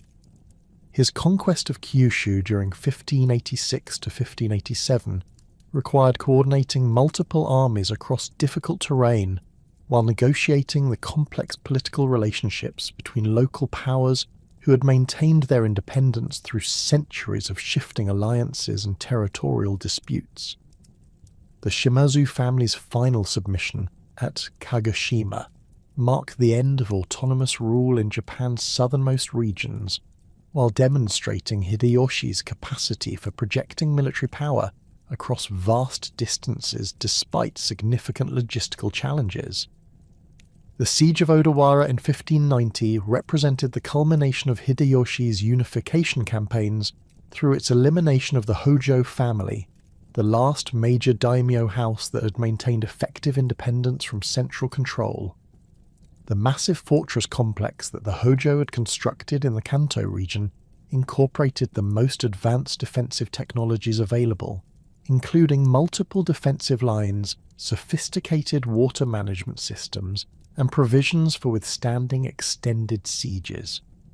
Hideyoshi's successful reduction of this stronghold required mobilizing over 200,000 troops, while coordinating naval operations that prevented supply shipments from reaching the besieged garrison through coastal routes. The implementation of the sword hunt policy beginning in 1588 represented Hideyoshi's most significant departure from traditional warrior practices through its systematic disarmament of the non-samurai population and the rigid enforcement of class distinctions that would define Japanese social organization for the next 3 centuries. The Katanagari orders required all farmers, artisans and merchants to surrender their weapons to government officials who melted down the collected swords and spears to provide metal for constructing a massive Buddha statue at Kyoto's Todaiji Temple. This policy served multiple purposes. It eliminated potential sources of armed resistance to central authority while creating clear legal distinctions between the warrior class and other social groups. The enforcement of these weapons confiscation orders required extensive bureaucratic machinery that could identify and collect privately owned arms while preventing the emergence of black market trade in forbidden weapons. Teams of government inspectors, accompanied by military escorts, conducted systematic searches of rural communities while offering rewards for information about concealed weapons and severe punishments for those who attempted to evade the collection requirements. The policy's success depended on cooperation from local administrators who understood their community's social dynamics and could identify individuals most likely to possess hidden weapons or resist government orders. The rigid class separation system that Hideyoshi implemented alongside the sword hunt created legal frameworks that prevented social mobility between the 4 officially recognized status groups: samurai, farmers, artisans, and merchants. These regulations specified appropriate occupations, residential locations, clothing styles, and even dietary restrictions for each class, while prohibiting marriage or adoption across status boundaries. The system's enforcement required detailed population registers that recorded every individual's official class designation, along with their family relationships and economic activities, creating administrative databases that enabled government officials to monitor compliance with social regulations. The Korean invasions that Hideyoshi launched in 1592 reflected his grandiose ambitions for continental expansion, while demonstrating both the military capabilities that Japanese unification had created and the logistical limitations that would ultimately doom these overseas adventures. The initial invasion force of approximately 160,000 troops represented the largest military expedition in Japanese history, requiring unprecedented coordination between multiple daimyo armies while maintaining supply lines across hundreds of miles of ocean. The rapid conquest of Seoul and Pyongyang during the campaign's opening months demonstrated Japanese military superiority over Korean forces that had not experienced major warfare for generations.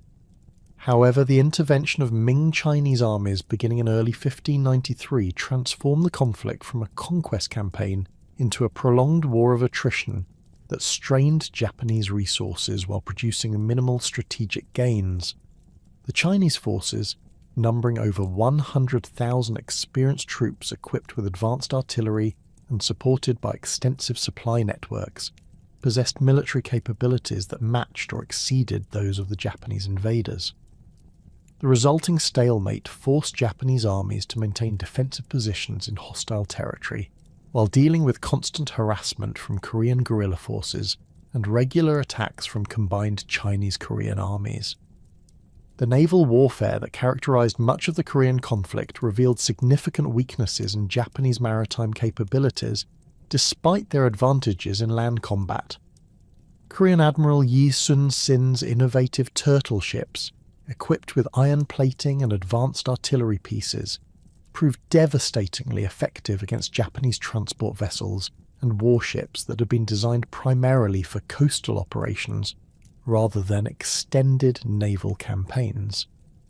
The destruction of Japanese supply fleets at battles such as Hansan Island severely compromised the invasion army's logistical support, while demonstrating the crucial importance of naval superiority for overseas military operations.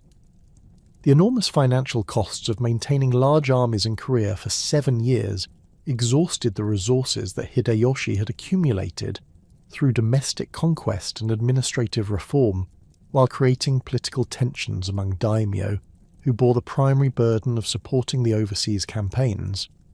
The requirement that provincial lords provide troops, supplies and financial support for operations that produced no territorial gains or other tangible benefits generated resentment that would influence subsequent political developments. The death toll from combat, disease and logistical failures reached catastrophic levels, with some estimates suggesting that over 100,000 Japanese soldiers died during the 2 invasion attempts. Tokugawa Ieyasu's emergence as the dominant figure following Hideyoshi's death in 1598 resulted from his careful positioning during the Korean campaigns and his subsequent political maneuvering during the succession crisis that divided Hideyoshi's former vassals into competing factions. Unlike other major daimyo who had committed substantial resources to the overseas adventures, Ieyasu had maintained most of his forces in Japan while providing only minimal support for the Korean operations. This strategic restraint preserved his military strength and financial resources, while other potential rivals exhausted themselves in futile continental warfare. The Battle of Sekigahara, on October 21, 1600, determined the political future of unified Japan through a single decisive engagement that lasted less than 6 hours but involved over 150,000 warriors representing virtually every major daimyo family in the country. The battlefield, located in a narrow valley between mountains that controlled the main transportation route between eastern and western Japan, provided tactical advantages that Ieyasu exploited. Through careful positioning of his forces and successful negotiations with potential enemies who switched sides at crucial moments during the fighting. The Eastern army that Ieyasu commanded included not only his hereditary Tokugawa vassals, but also former Toyotomi supporters who had concluded that their interests lay with the emerging victor rather than with Ishida Mitsunari's Western Army coalition. The defection of Kobayakawa Hideaki and several other Western commanders at the battle's climax transformed what might have been a closely contested engagement into a complete rout that eliminated organized resistance to Tokugawa authority. The systematic pursuit and destruction of fleeing Western Army units ensured that no significant military force remained to challenge Ieyasu's claim to national supremacy. The establishment of the Edo shogunate in 1603 represented the culmination of 30 years of revolutionary change that had transformed Japan from a collection of independent territories into a unified nation under centralized military control. Ieyasu's decision to locate his capital at Edo, a relatively small fishing village on the Kanto Plain's eastern edge, reflected both strategic considerations about controlling Japan's most productive agricultural region and symbolic recognition that the new political order would differ fundamentally from previous arrangements that had maintained ceremonial connections to Kyoto's imperial court. The transformation of Edo from a modest fishing settlement into the administrative centre of a unified Japan required unprecedented urban planning and construction projects that would reshape the physical landscape while establishing the institutional foundations for 3 centuries of Tokugawa rule. When Ieyasu first surveyed the marshy terrain surrounding Edo Bay in 1590, he envisioned not merely a regional stronghold, but a purpose-built capital that could accommodate the complex administrative machinery necessary for governing a nation of approximately 28 million people. The massive earth move in operations that began immediately after Sekigahara involved redirecting rivers, draining swamplands, and constructing artificial islands that would provide stable foundations for the castle complex and surrounding urban districts that housed the shogunal bureaucracy. The architectural centerpiece of this transformation was Edo Castle itself, a fortress complex that dwarfed even Hideyoshi's magnificent Osaka castle through its systematic integration of defensive capabilities with administrative functions on an unprecedented scale. The castle's spiral design forced visitors to traverse multiple defensive rings while ascending gradually toward the central keep, creating a physical manifestation of hierarchical authority that reinforced political relationships through spatial organization. The massive stone foundations, some individual blocks weighing over 10 tons, were transported from quarries hundreds of miles away using specially constructed barges and road networks that demonstrated the Tokugawa regime's capacity for coordinating large-scale engineering projects across multiple provinces. The implementation of the Sankin Kotai system, beginning in 1635, represented the most ingenious mechanism for controlling daimyo autonomy, while simultaneously developing the infrastructure and economic integration necessary for maintaining centralized authority.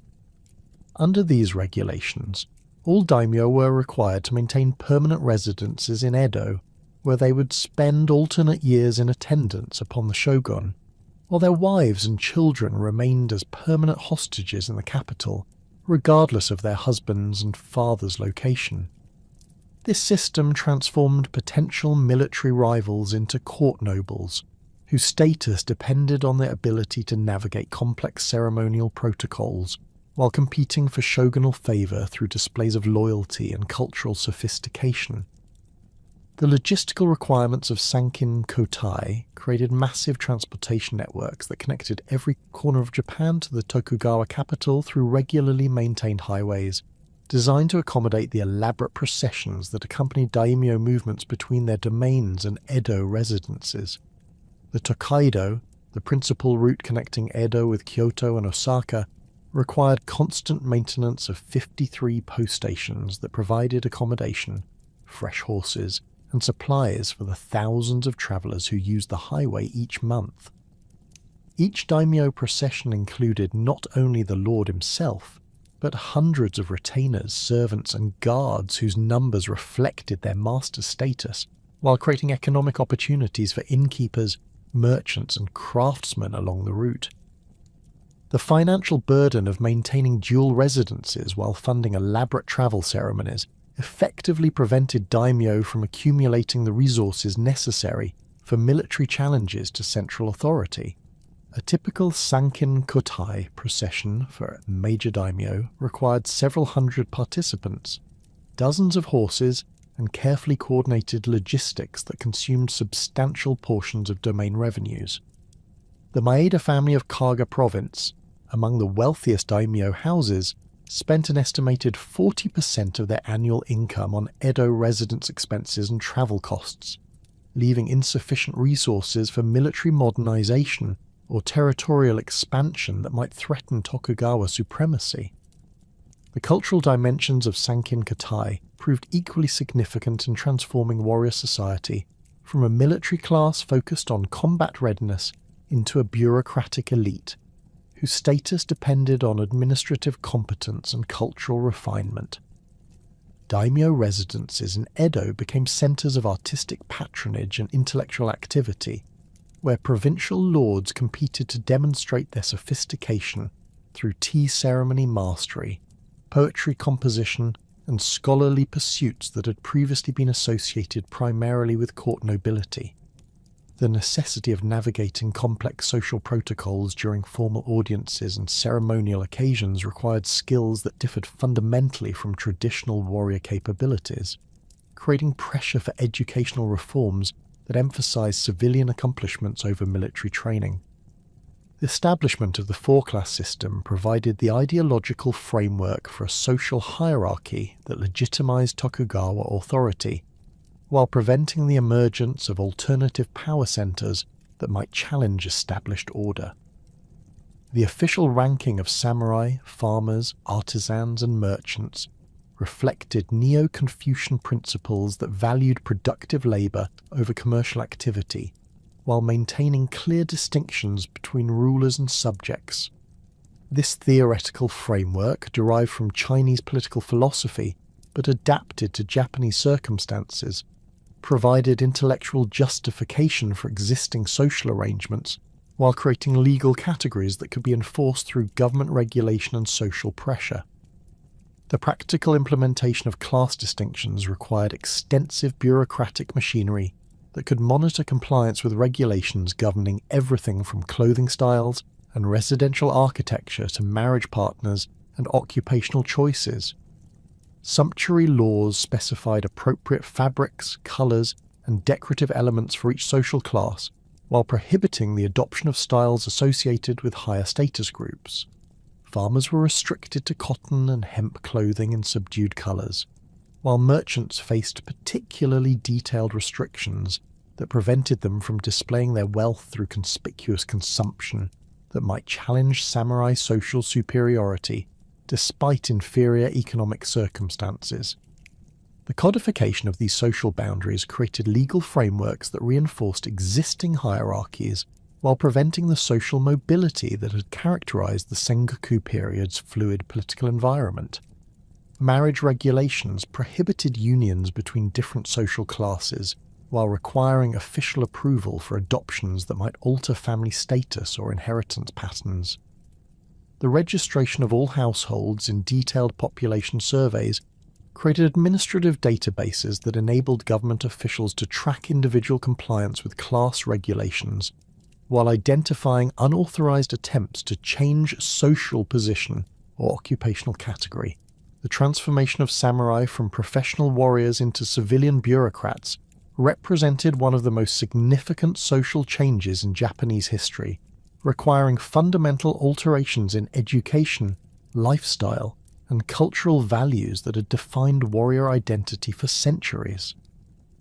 The elimination of warfare as a regular feature of Japanese life meant that traditional military skills became largely ceremonial accomplishments rather than practical necessities, forcing samurai families to develop alternative sources of status and income that could justify their privileged position within the social hierarchy.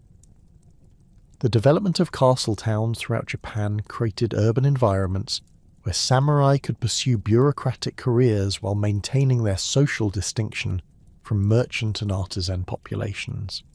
These planned communities, constructed around daimyo residences according to standardized layouts that reflected Confucian principles of social organization, provided employment opportunities for educated samurai who could serve as administrators, teachers, and technical specialists within domain governments.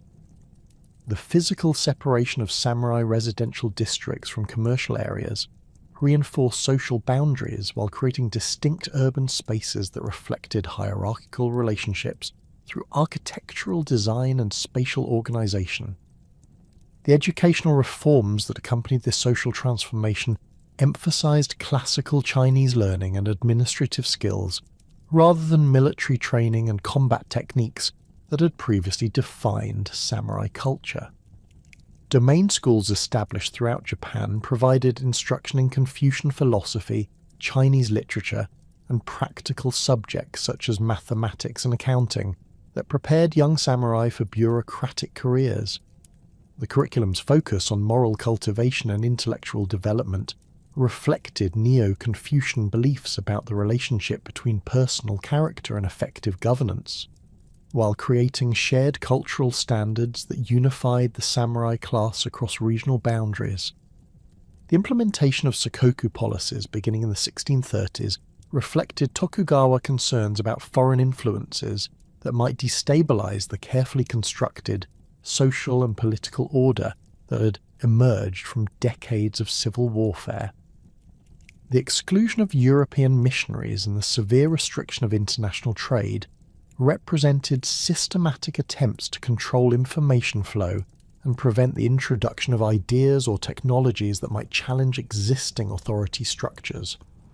The persecution of Christian communities, which culminated in the Shimabara Rebellion of 1637 to 1638, demonstrated the regime's willingness to employ extreme violence against religious movements that offered alternative sources of loyalty and authority. The destruction of Hara Castle during the Shimabara siege required mobilizing over 100,000 troops against approximately 27,000 Christian rebels who had fortified themselves in the abandoned fortress on the Shimabara Peninsula. The rebels, primarily peasants and ronin who had been driven to desperation by excessive taxation and religious persecution, demonstrated remarkable military competence despite their inferior numbers and equipment. Their effective use of firearms and disciplined defensive tactics prolonged the siege for several months while inflicting substantial casualties on government forces that had expected rapid victory over poorly armed insurgents. The rebellion's suppression marked the end of Christian influence in Japan, while establishing precedents for dealing with religious and social movements that challenged Tokugawa authority. The systematic execution of captured rebels, including women and children who had participated in the defense, demonstrated the regime's determination to eliminate any trace of Christian organization or belief. The subsequent prohibition of all Christian literature and religious artifacts, combined with the requirement that all Japanese families register with Buddhist temples, created surveillance mechanisms that could detect and prevent the revival of forbidden religious practices. The restriction of foreign trade to the single port of Nagasaki, where Dutch and Chinese merchants operated under strict government supervision, enabled the Tokugawa regime to control the flow of foreign goods and ideas while maintaining access to essential imports such as silk, sugar, and medicinal products. The artificial island of Dejima, constructed specifically to house Dutch traders, created a controlled environment where international commerce could continue without allowing foreign influences to penetrate Japanese society. The elaborate regulations governing these trade relationships specified acceptable goods, limited the number of foreign residents, and required detailed reporting of all commercial transactions to government officials. The economic consequences of Sakoku policies included both benefits and costs that would influence Japanese development for the remainder of the Edo period. The elimination of foreign competition protected domestic industries while encouraging technological innovation and quality improvement that made Japanese products competitive in restricted markets. The development of sophisticated textile production, metalworking and ceramic industries created employment opportunities while generating tax revenues that supported government operations. However, the restriction of international trade also limited access to foreign technologies and raw materials that might have accelerated economic development and military modernization. The growth of domestic commerce during the early Edo period reflected the peace and stability that Tokugawa policies had created, while demonstrating the economic potential that could be realized through effective governance and social order. The elimination of warfare and the standardization of weights, measures, and currency systems facilitated trade between different regions, while reducing the transaction costs that had previously limited commercial development.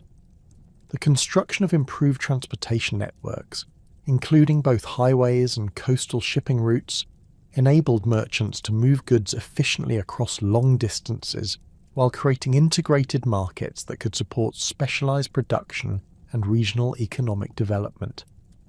The emergence of Osaka as Japan's commercial center reflected the city's strategic location at the intersection of major transportation routes, while demonstrating the economic integration that characterized the early Edo period. The city's rice market became the national center for grain trading, with prices established in Osaka serving as benchmarks for agricultural transactions throughout Japan. The development of sophisticated financial instruments, including promissory notes and credit arrangements, that enabled long-distance trade without physical transportation of currency, created banking systems that could support increasingly complex commercial relationships between merchants in different regions. The urbanization that accompanied commercial development created new social environments where traditional class boundaries became more fluid despite official regulations that maintained legal distinctions between social groups. Edo's population grew from approximately 100,000 in 1600 to over 1 million by 1700, making it one of the world's largest cities, while creating unprecedented concentrations of people from different social backgrounds living in close proximity. The development of distinct urban districts that catered to different social classes created opportunities for cultural exchange and economic cooperation that transcended official social boundaries while maintaining the appearance of hierarchical order.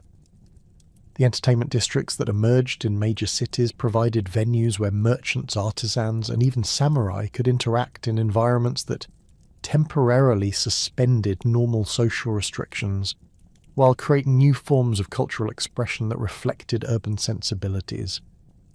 The development of kabuki theatre, ukiyo-e woodblock printing, and other popular arts reflected the aesthetic preferences and economic capabilities of urban populations who possessed both the leisure time and disposable income necessary for supporting professional entertainers and artists. These cultural innovations created distinctly Japanese art forms that combined traditional techniques with contemporary themes while appealing to audiences that included members of multiple social classes. The technological developments that occurred during this period of isolation demonstrated Japanese capabilities for innovation and adaptation that could operate independently of foreign influences while building upon existing knowledge and skills. The improvement of agricultural techniques, including the development of new crop varieties and more efficient farming methods, increased food production sufficiently to support growing urban populations while generating agricultural surpluses that could be invested in other economic activities. The advancement of manufacturing technologies, particularly in textiles and metalworking, created products that met both domestic demand and the limited export opportunities available through controlled foreign trade. The administrative foundations that had enabled Tokugawa control during the 17th century provided the structural framework for an unprecedented cultural and economic flowering that would transform Japan into one of the world's most sophisticated societies by 1750.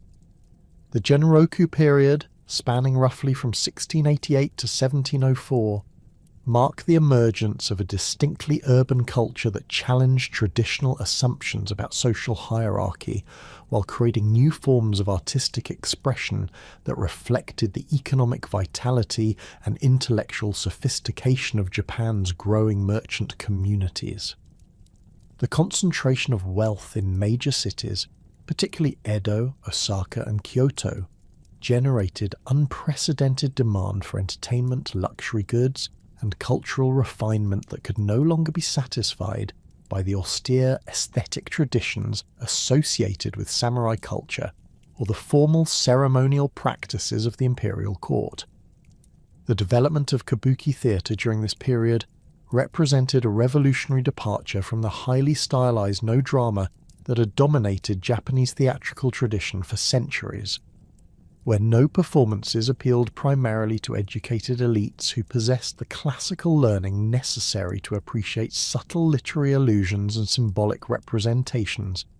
Kabuki emerged as a popular entertainment form that combined spectacular visual effects with contemporary social commentary in ways that resonated with urban audiences regardless of their educational background or social status.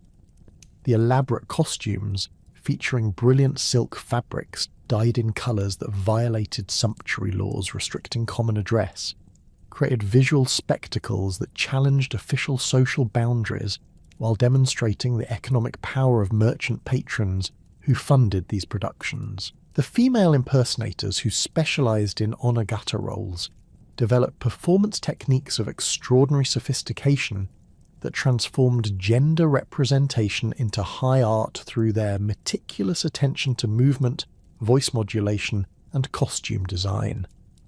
These actors studied feminine behavior with scientific precision, observing how women of the different social classes walked, gestured, and spoke in various situations, then refined these observations into stylized performances that captured essential qualities of femininity while transcending the limitations of realistic imitation. The most accomplished Onagata performers commanded salaries that exceeded those of many samurai officials, while attracting devoted followings among both male and female audience members who appreciated their artistic achievements.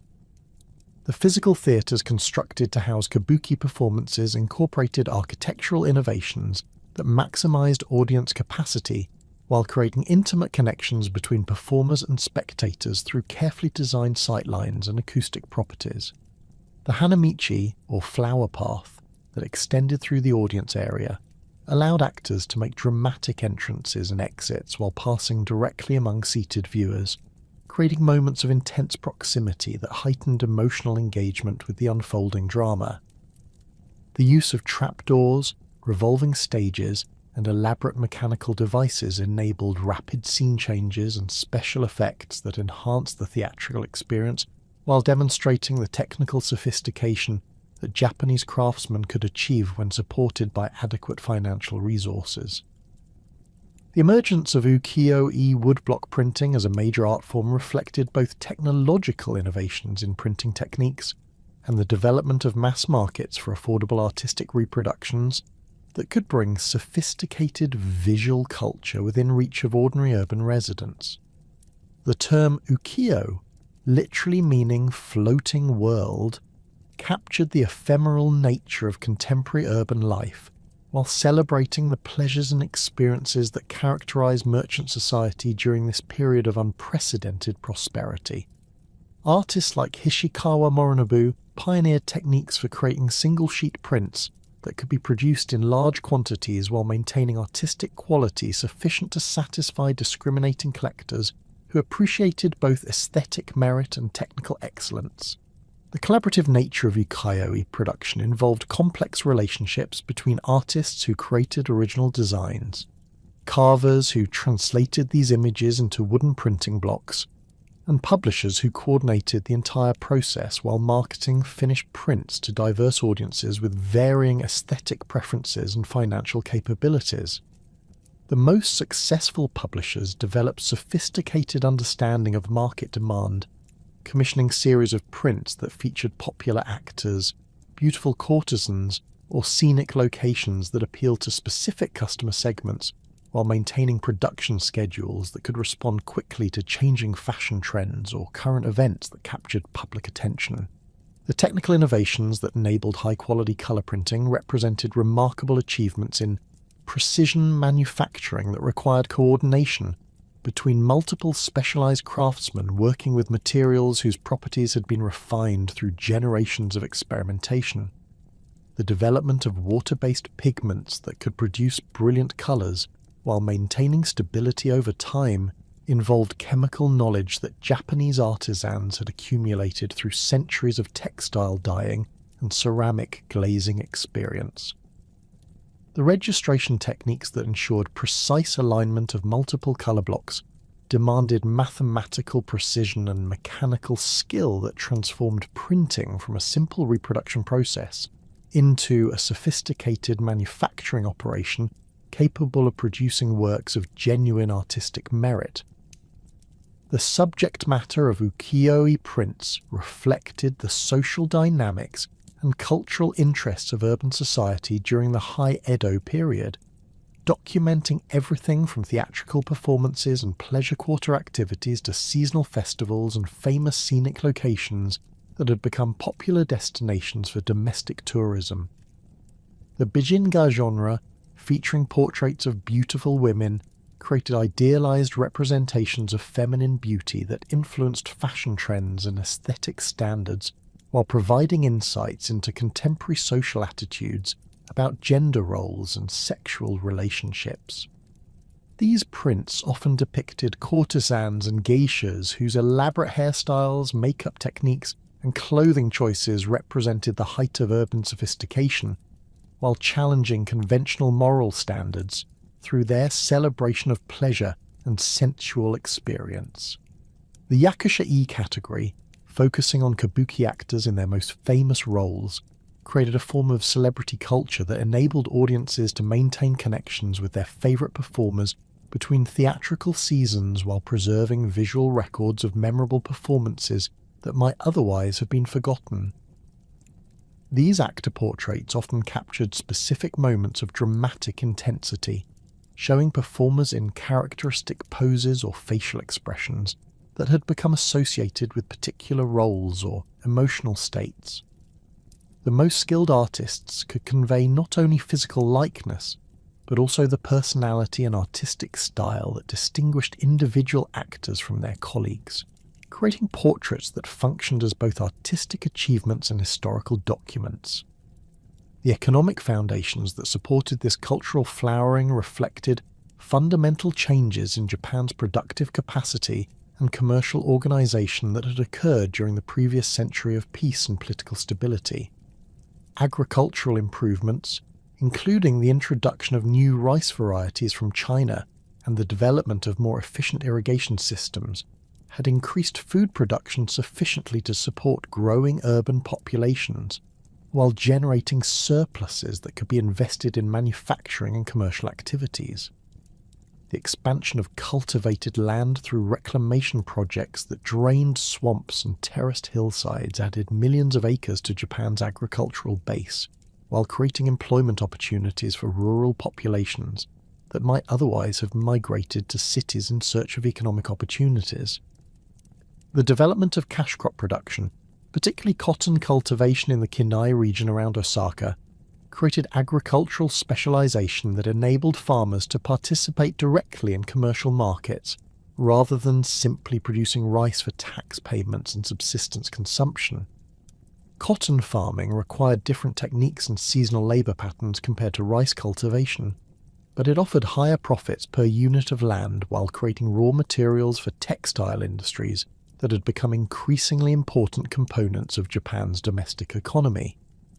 The success of cotton production encouraged experimentation with other commercial crops, including indigo for dye production, tobacco for domestic consumption, and various oil-bearing plants that could supply urban markets with cooking oils and lamp fuels. The proto-industrialization that emerged during this period involved the development of manufacturing systems that combined traditional craft techniques with organizational innovations that could achieve economies of scale while maintaining quality standards that satisfied discriminating consumers.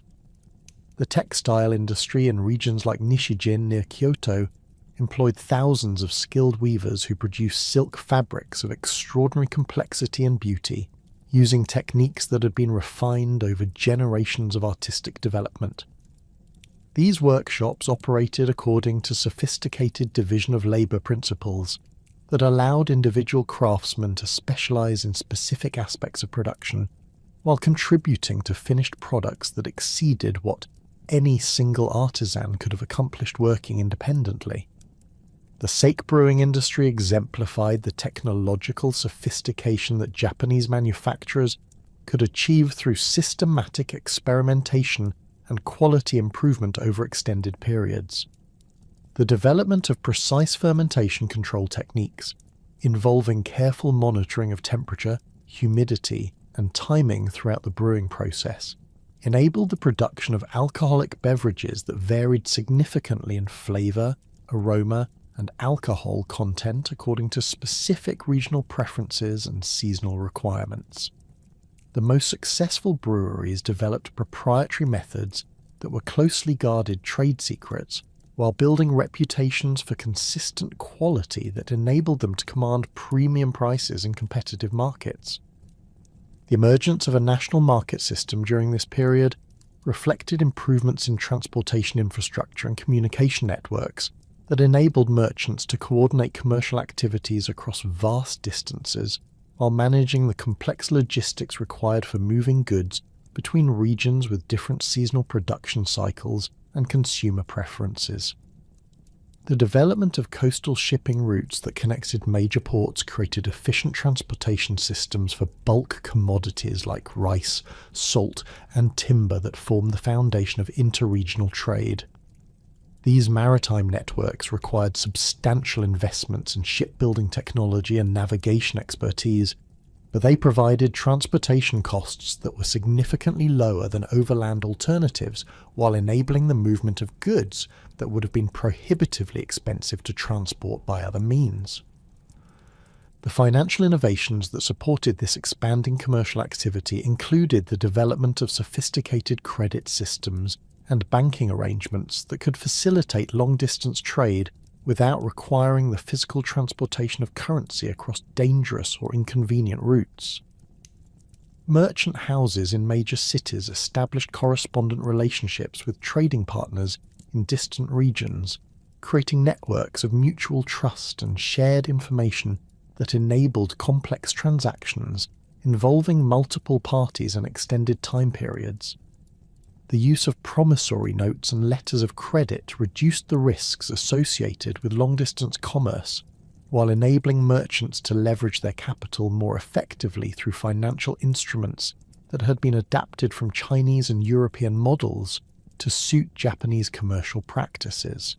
The rise of the shonen class during this period represented a fundamental challenge to official social hierarchies that placed merchants at the bottom of the four-class system, despite their growing economic power and cultural influence. Wealthy merchant families accumulated fortunes that dwarfed the incomes of many samurai officials while developing lifestyles that emphasized luxury consumption and cultural refinement in ways that directly contradicted sumptuary laws designed to maintain visible distinctions between social classes. The most successful merchants built elaborate residences that incorporated architectural features traditionally reserved for samurai or court nobility, while furnishing these homes with art collections and luxury goods that demonstrated their sophisticated aesthetic sensibilities. The cultural patronage activities of wealthy merchants created alternative sources of artistic support that operated independently of official government sponsorship while reflecting commercial rather than political priorities in their selection of projects and artists. Merchant families commissioned major works of art, funded theatrical productions, and supported literary publications that celebrated urban culture and commercial success rather than traditional warrior values or classical Chinese learning. This patronage created opportunities for artists and entertainers who might not have found support within conventional cultural institutions, while encouraging artistic innovations that reflected contemporary social realities rather than historical precedents or foreign models. The educational expansion that occurred during this period reflected both government initiatives designed to improve administrative efficiency and private efforts to provide practical training that could enhance economic opportunities for ambitious individuals regardless of their social background. The establishment of teirakoya, or temple schools, throughout Japan created educational opportunities that extended far beyond the samurai class to include merchant and artisan families who recognized that literacy and numerical skills had become essential requirements for success in an increasingly complex commercial environment.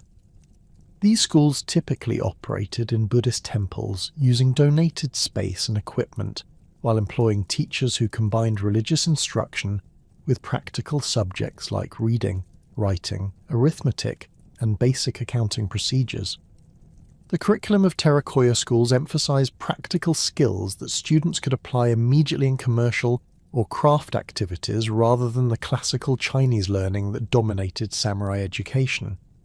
Students learned to read and write using texts that dealt with contemporary business practices, legal procedures, and technical information rather than ancient philosophical works or historical chronicles that had little relevance to their daily lives. The arithmetic instruction included techniques for calculating interest rates, currency conversions, and measurement systems that were essential for commercial transactions, while providing mathematical foundations that could support more advanced technical training in specialized crafts or manufacturing processes. The Han schools established by domain governments provided more advanced education for samurai children, while creating institutional frameworks that could adapt Confucian educational principles to the practical requirements of bureaucratic administration in peacetime society. These schools developed standardized curricula that combined classical learning with practical subjects like mathematics, geography, and technical skills that were necessary for effective governance in an increasingly complex administrative environment. The emphasis on moral cultivation and character development reflected Neo-Confucian beliefs about the relationship between personal virtue and political effectiveness, while creating shared cultural values that unified the samurai class across regional boundaries. The literacy rates that resulted from this educational expansion reached levels that were unprecedented in world history for societies that had not experienced widespread industrialization or democratic political development. Contemporary estimates suggest that male literacy rates in urban areas exceeded 80% by the mid-18th century, while rural literacy rates approached 40%, despite the absence of compulsory education laws or government mandates requiring basic education for all citizens. These achievements reflected both the practical value that Japanese society placed on literacy skills and the institutional innovations that made education accessible to broad segments of the population, regardless of their social status or economic circumstances. The publishing industry that emerged to serve this literate population created mass markets for books, periodicals, and popular literature that reflected contemporary interests and concerns rather than traditional scholarly or religious themes. Commercial publishers developed sophisticated understanding of reader preferences while creating distribution networks that could deliver printed materials to customers throughout Japan, despite the geographical barriers and transportation limitations that had previously restricted information flow. The success of popular fiction, particularly the works of authors like Ihara Saikaku, who wrote about merchant life and urban culture, demonstrated that Japanese readers were eager to consume literature that reflected their own experiences and social environment rather than classical works that dealt with distant historical periods or foreign cultural traditions. The cultural prosperity and economic vitality that had characterized the High Edo period began showing signs of strain by the early 19th century as a series of interconnected crises exposed fundamental weaknesses in the Tokugawa system that had remained hidden during the previous century of unprecedented stability. The rigid social hierarchy and closed economic system that had enabled Japan's remarkable cultural flowering now appeared increasingly inadequate for addressing the complex challenges that emerged from both internal demographic pressures and external threats that would ultimately prove impossible to ignore or deflect through traditional diplomatic means. The Tenpo famine of 1833 to 1837 represented the most severe subsistence crisis Japan had experienced since the establishment of Tokugawa rule, affecting virtually every region of the archipelago through a combination of climatic disasters and administrative failures that reveal the dangerous vulnerability of Japan's agricultural foundation. The crisis began with abnormally cold temperatures and excessive rainfall during the crucial summer growing seasons of 1833 and 1834, conditions that were exacerbated by volcanic ash from Mount Kosai's eruption that blocked sunlight and damaged crops across northeastern Honshu. The resulting harvest failures reduced rice production by an estimated 30 to 40% in the most severely affected regions, while creating cascading effects that disrupted food distribution networks and caused commodity prices to fluctuate wildly throughout the country. The government's response to these agricultural disasters demonstrated both the administrative capabilities that the Tokugawa regime had developed over 2 centuries of rule and the inherent limitations of a system that prioritized political stability over economic flexibility. Domain authorities implemented traditional famine relief measures, including the distribution of stored rice reserves and the temporary suspension of tax collection in the most severely affected areas. But these efforts proved insufficient to address the scale of the crisis. The hand granary system, which had been designed to provide emergency supplies during localized shortages, lacked the capacity to support entire regions experiencing simultaneous harvest failures while maintaining adequate reserves for future emergencies. Rural communities throughout northeastern Japan experienced social upheaval that challenged the fundamental assumptions about peasant compliance and social order that had underpinned Tokugawa governance since the early 17th century. Desperate farming families abandoned their villages in massive numbers, seeking survival through migration to urban areas or less affected rural regions where they might find employment or charitable assistance. These population movements created administrative chaos as local officials struggled to maintain accurate household registers, while dealing with unprecedented numbers of displaced persons who fell outside the normal categories of social classification and bureaucratic control. The urban consequences of rural distress manifested in rice riots that erupted simultaneously in dozens of cities throughout Japan during the spring and summer of 1837, demonstrating a level of coordinated popular resistance that had not been seen since the early years of Tokugawa rule. The Oshio Heihachiro rebellion in Osaka exemplified the dangerous potential for social unrest when economic crisis coincided with principled opposition to government policies from within the samurai class itself. Oshio, a former magistrate and Confucian scholar who had become convinced that official corruption and indifference to popular suffering had violated the moral foundations of legitimate governance, organised an armed uprising that briefly seized control of significant portions of Japan's commercial capital before being suppressed through massive military intervention. The rebellion suppression required mobilising over 10,000 troops equipped with artillery and firearms against approximately 300 insurgents who had fortified themselves in Osaka's commercial districts while attempting to distribute confiscated rice supplies to starving urban residents. The fighting lasted 3 days and resulted in the destruction of nearly 1/4 of the city's buildings through fires that spread from the initial combat zones to consume entire neighbourhoods of wooden structures that had been constructed without adequate consideration for fire prevention. The physical destruction exceeded anything Osaka had experienced since the Sengoku period wars, while the political implications of armed resistance led by a respected scholar official created profound concerns about the regime's ability to maintain social order during future crises.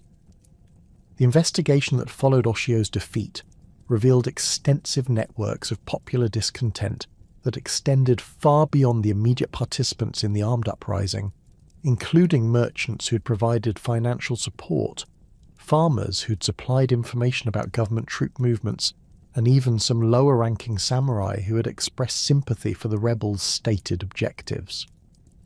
The breadth of this support network suggested that opposition to Tokugawa policies had penetrated much deeper into Japanese society than government officials had previously recognized. While the rebels' success in maintaining popular support despite their ultimate military defeat indicated that traditional methods of social control might prove inadequate for addressing future challenges to established authority. The economic disruptions that accompanied these social upheavals accelerated existing trends toward regional specialization and commercial development that were gradually undermining the agricultural foundations of Tokugawa fiscal policy.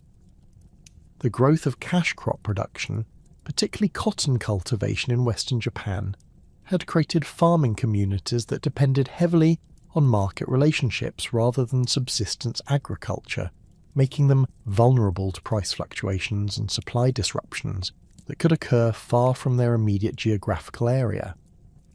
The development of proto-industrial manufacturing in rural areas, including textile production and handicraft activities that supplemented agricultural income, had similarly increased rural dependence on commercial networks that operated according to market principles, rather than the traditional relationships of obligation and mutual assistance that had previously characterized village life. The monetary problems that plagued the Tokugawa government during this period reflected fundamental contradictions between the regime's fiscal requirements and the economic realities of a society that had become increasingly commercialized, despite official policies designed to maintain agricultural primacy. The debasement of gold and silver currency that began during the late 18th century had created inflationary pressures that eroded the purchasing power of fixed samurai stipends, while benefiting merchants and manufacturers who could adjust their prices to reflect changing monetary conditions. The resulting redistribution of wealth from the warrior class to commercial groups undermined the social hierarchy that provided ideological justification for Tokugawa rule, while creating political tensions that proved increasingly difficult to manage through traditional administrative means. The Han debt crisis that emerged during this period demonstrated how thoroughly the daimyo class had become dependent on merchant financiers, despite official social hierarchies that placed warriors above commercial groups in terms of status and political authority. Many domains had accumulated debts that exceeded their annual revenues by factors of 10 or more, creating situations where practical governance decisions were effectively controlled by merchant creditors who possessed the financial leverage necessary to influence policy choices. The most heavily indebted domains found themselves forced to mortgage future tax revenues or sell monopoly rights to commercial groups in exchange for immediate financial relief, creating economic relationships that violated fundamental principles of warrior independence and political autonomy. The intellectual ferment that accompanied these economic and social changes produced new forms of political thought that challenged basic assumptions about legitimate authority and proper governance that had remained largely unquestioned since the early Tokugawa period.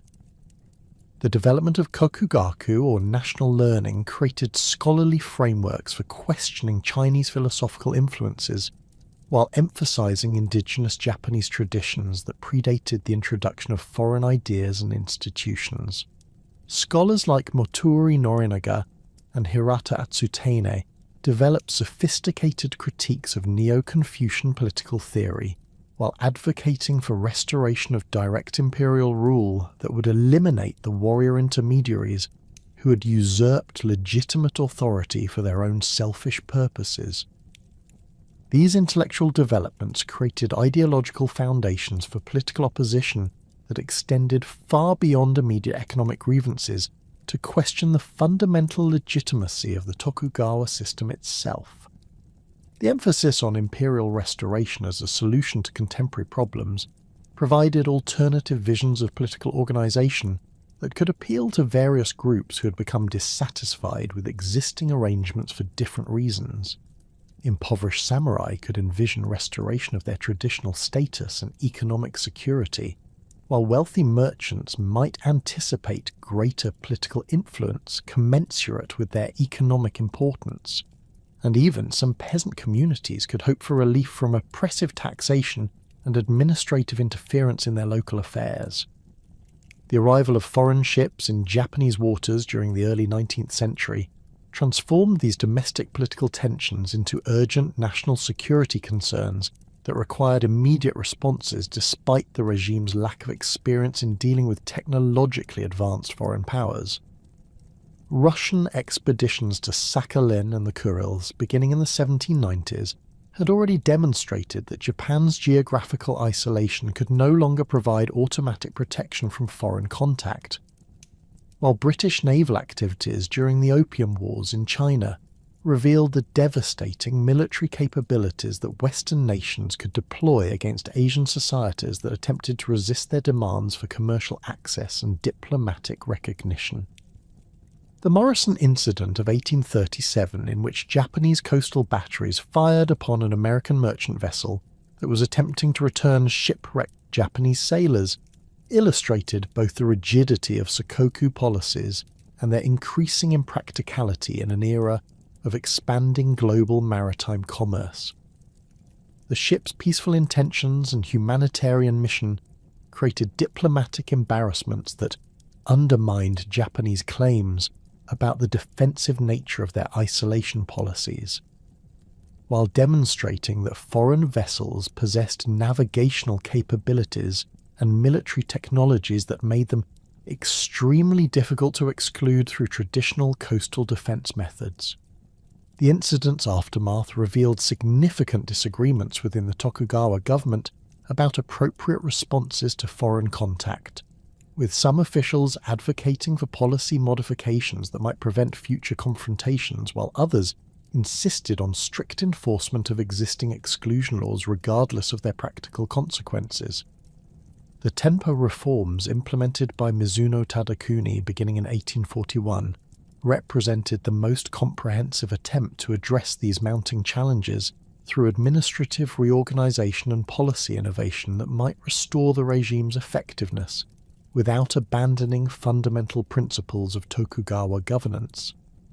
The reforms included efforts to reduce government expenditures through bureaucratic streamlining, agricultural improvements designed to increase tax revenues, and sumptuary regulations intended to restore proper social distinctions that had become blurred through commercial development and cultural change.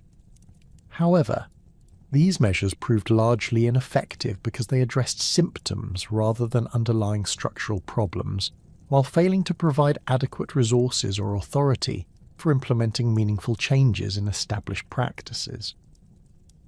The reform program's agricultural components included attempts to encourage farmers to return to rice cultivation rather than pursuing cash crop production that had reduced food security while creating dangerous dependence on market fluctuations. Government officials promoted new agricultural techniques and crop varieties while providing financial incentives for land reclamation projects that might expand Japan's cultivated area without requiring fundamental changes in existing social or economic relationships.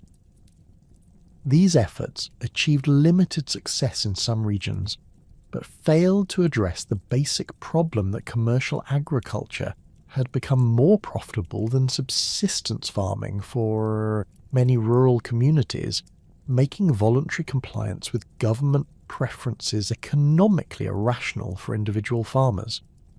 The urban reforms included attempts to control population growth in major cities through restrictions on migration from rural areas, regulations governing commercial activities that might compete with traditional craft guilds, and sumptuary laws designed to prevent merchant families from displaying wealth in ways that challenged samurai social superiority.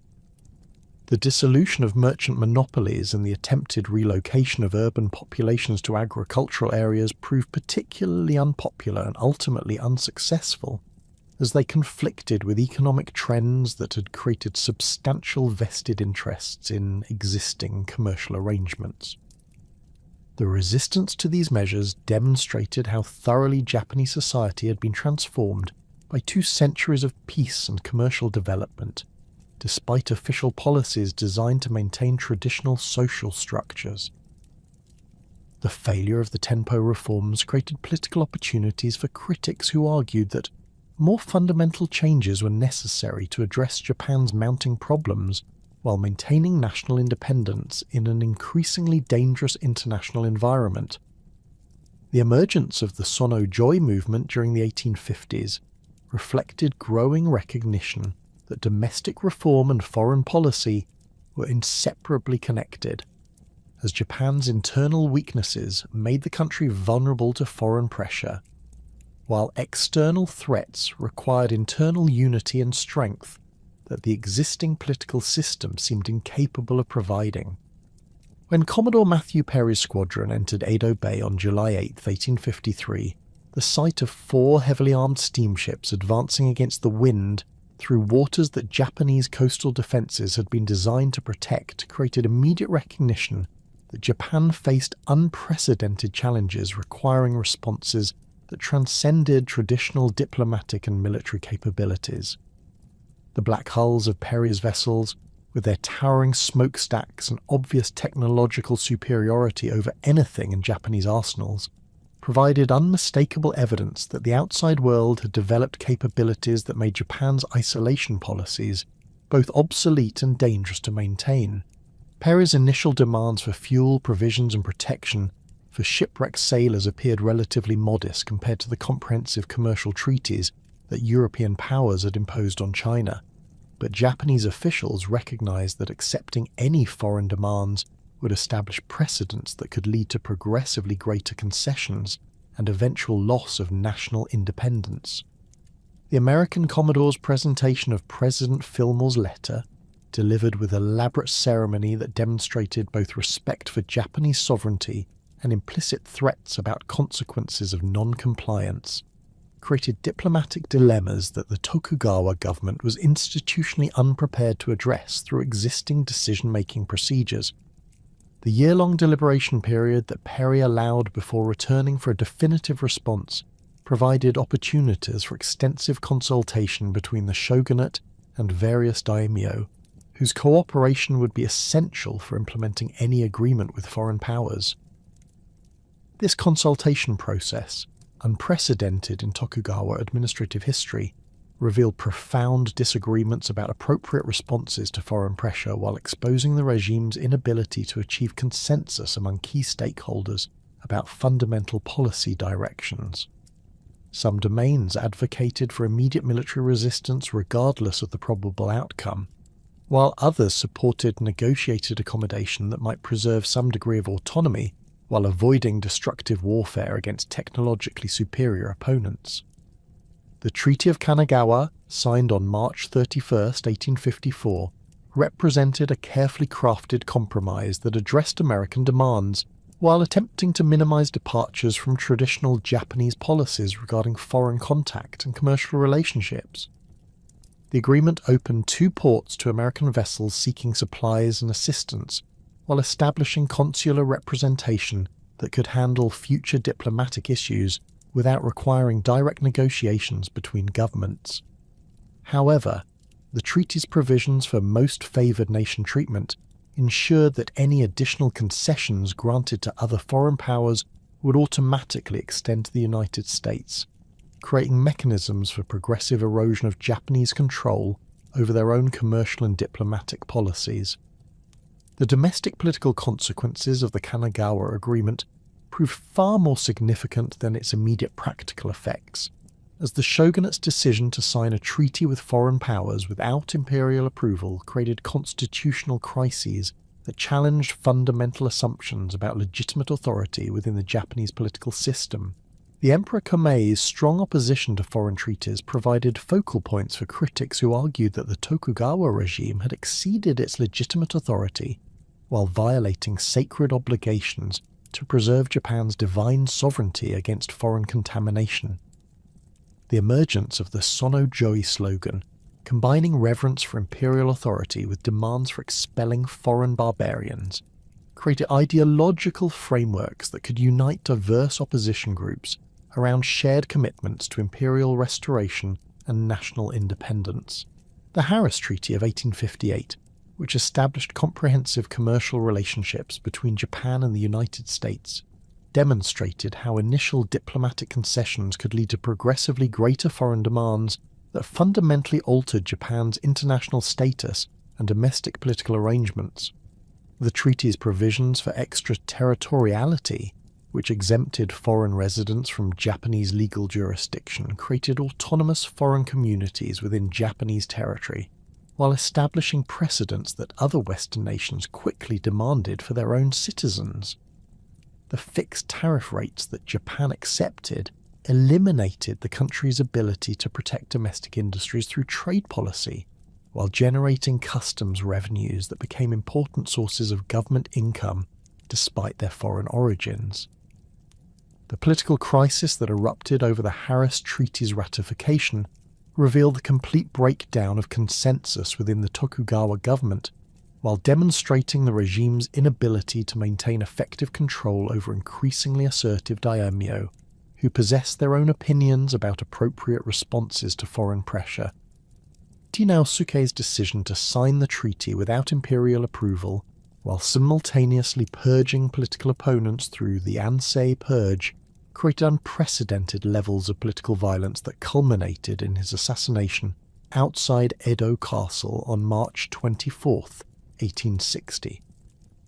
The successful attack by 18 Ronin from Mito Domain, carried out in broad daylight within sight of the shogunal residence, demonstrated that even the highest government officials were vulnerable to political violence when their policies violated strongly held convictions about legitimate authority and national honour.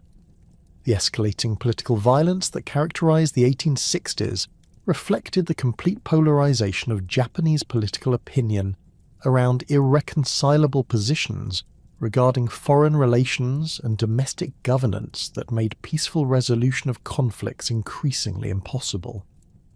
The Tenchugumi incident of 1863, in which loyalist activists attempted to establish an imperial government in Yamato province, demonstrated how imperial restoration movements could mobilize significant popular support while challenging Tokugawa authority through direct military action. The Hamaguri Gomon incident of 1864, which involved armed clashes between imperial loyalists and Tokugawa forces within the imperial capital itself, revealed that political conflicts had reached levels of intensity that threatened the basic stability of Japanese society. The Choshu Domain's bombardment of foreign vessels in the Shimonoseki Strait during 1863 illustrated both the appeal of anti-foreign activism and its practical impossibility when confronted with superior Western military technology. The retaliatory attacks by British, French, Dutch, and American naval forces systematically destroyed Choshu's coastal defences, while demonstrating that individual domains lack the military capabilities necessary for effective resistance against foreign powers. The resulting indemnity payments and territorial concessions imposed on Choshu created additional evidence that Japan's fragmented political system was inadequate for maintaining national independence in an era of aggressive Western imperialism. The gradual recognition among opposition leaders that successful resistance to foreign pressure required national unity under more effective leadership than the Tokugawa regime could provide created opportunities for political coalitions that transcended traditional domain boundaries and ideological differences. The Satsuma-Choshu Alliance of 1866, mediated by Sakamoto Ryoma, despite the two domains' long history of mutual hostility, demonstrated that practical considerations about national survival could overcome regional rivalries when the stakes were sufficiently high. This alliance provided the military foundation for the final assault on Tokugawa authority, while creating institutional frameworks that could support alternative forms of national governance based on imperial restoration rather than warrior rule. The Boshin War, that began in January 1868, represented the culmination of 15 years of political crisis that had steadily undermined Tokugawa legitimacy, while creating alternative centres of authority that could challenge the regime's claim to represent legitimate Japanese government. The Battle of Toba Fushimi, which opened the military phase of the imperial restoration movement, demonstrated that the shogunate's military forces were no longer capable of maintaining effective resistance against determined opposition that possessed both superior morale and increasingly sophisticated military organisation. The rapid collapse of Tokugawa resistance in central Japan, followed by the peaceful surrender of Edo Castle in April 1868, marked the end of nearly 7 centuries of warrior rule while creating opportunities for comprehensive political transformation under imperial auspices. The imperial forces' decisive victory at Toba Fushimi had shattered the military foundations of Tokugawa authority, but the political transformation that followed required systematic dismantling of institutional structures that had governed Japan for over 2.5 centuries.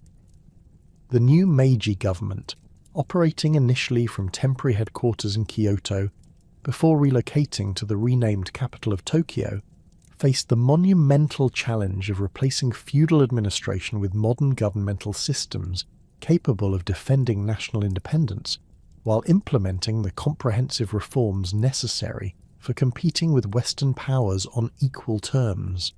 The Charter Oath proclaimed by Emperor Meiji on April 6, 1868, outlined ambitious principles for national transformation, including the establishment of deliberative assemblies, the pursuit of knowledge from around the world, and the abandonment of evil customs of the past. But translating these ideals into practical policies required navigating complex political relationships between former enemies who had united only temporarily around shared opposition to Tokugawa rule.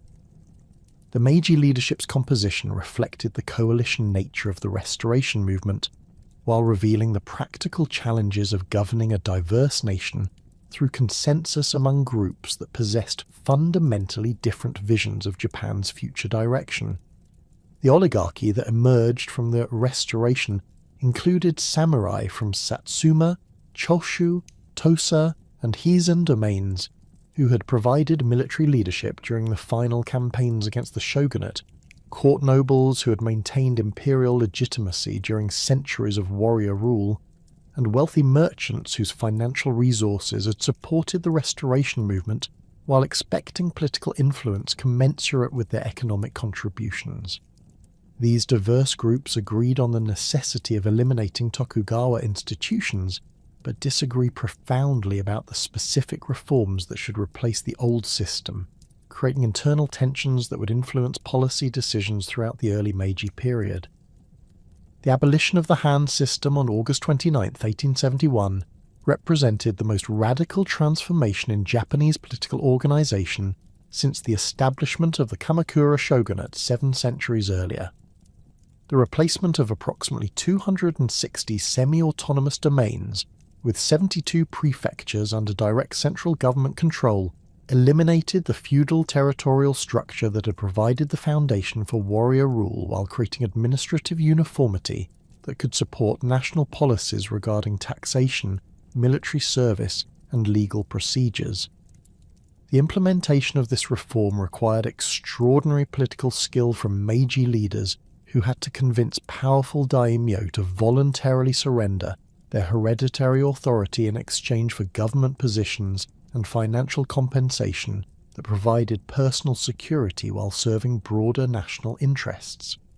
The process of Han abolition began with careful negotiations between central government representatives and individual daimyo, who controlled territories essential for national unity and defense. The leaders of Satsuma, Choshu, Tosa, and Hizen domains, whose military contributions had been crucial for Restoration success, agreed to surrender their Han in exchange for prominent positions within the new government structure, creating precedents that other daimyo found difficult to resist without appearing disloyal to imperial authority. The government's promise to assume responsibility for Han debts, which totaled an estimated 40 million REAO across all domains, provided crucial financial incentives for daimyo cooperation, while demonstrating the new regime's commitment to honouring existing obligations despite their feudal origins. The administrative machinery required for implementing prefectural government involved recruiting and training thousands of officials who could manage local affairs according to centralised policies rather than traditional domain customs that had varied significantly across different regions.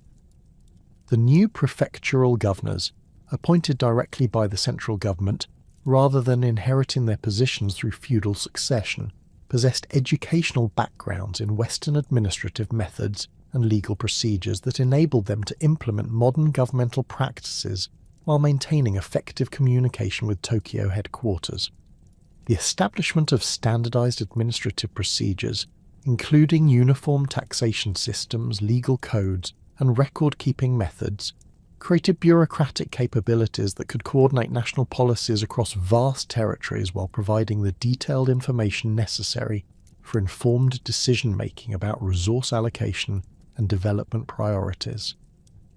The transformation of the samurai class presented even greater challenges than administrative reorganization, because it required fundamental changes in the identity and economic foundation of approximately 400,000 warrior families who had defined themselves through military service and social privilege for generations. The government's initial approach attempted to preserve samurai status while redirecting their activities towards civilian occupations that could contribute to national modernization and economic development. The establishment of the Kazoku and Shizoku classes created new hierarchical categories that maintained formal recognition of former samurai status, while encouraging adaptation to contemporary economic realities through education, business investment, and professional careers that utilized their administrative experience and educational advantages. The abolition of samurai stipends, implemented gradually between 1873 and 1876, eliminated the hereditary income that had supported warrior families since the establishment of the Tokugawa system, while forcing former samurai to seek alternative sources of livelihood in an increasingly competitive economic environment. The government's commutation of rice, stipends, into government bonds provided some financial security for the transition period, but the bonds' declining value and the absence of guaranteed employment opportunities created severe hardships for many samurai families who lack the capital or skills necessary for successful adaptation to commercial or professional careers. The most severely affected families faced genuine destitution as their traditional sources of income disappeared, while new economic opportunities remained limited to those who possessed either substantial capital for business investment or specialized knowledge that could command premium wages in emerging industries. The prohibition of sword wearing, formally implemented through the Haitarai Edict of March 28, 1876, represented the most symbolically significant assault on samurai identity through its elimination of the visible markers that had distinguished the warrior class from other social groups for centuries. The katana and wakizashi that samurai had worn as symbols of their status and instruments of their profession became illegal accessories that marked their bearers as criminals subject to arrest and punishment by police forces that increasingly included former commoners armed with modern weapons and legal authority.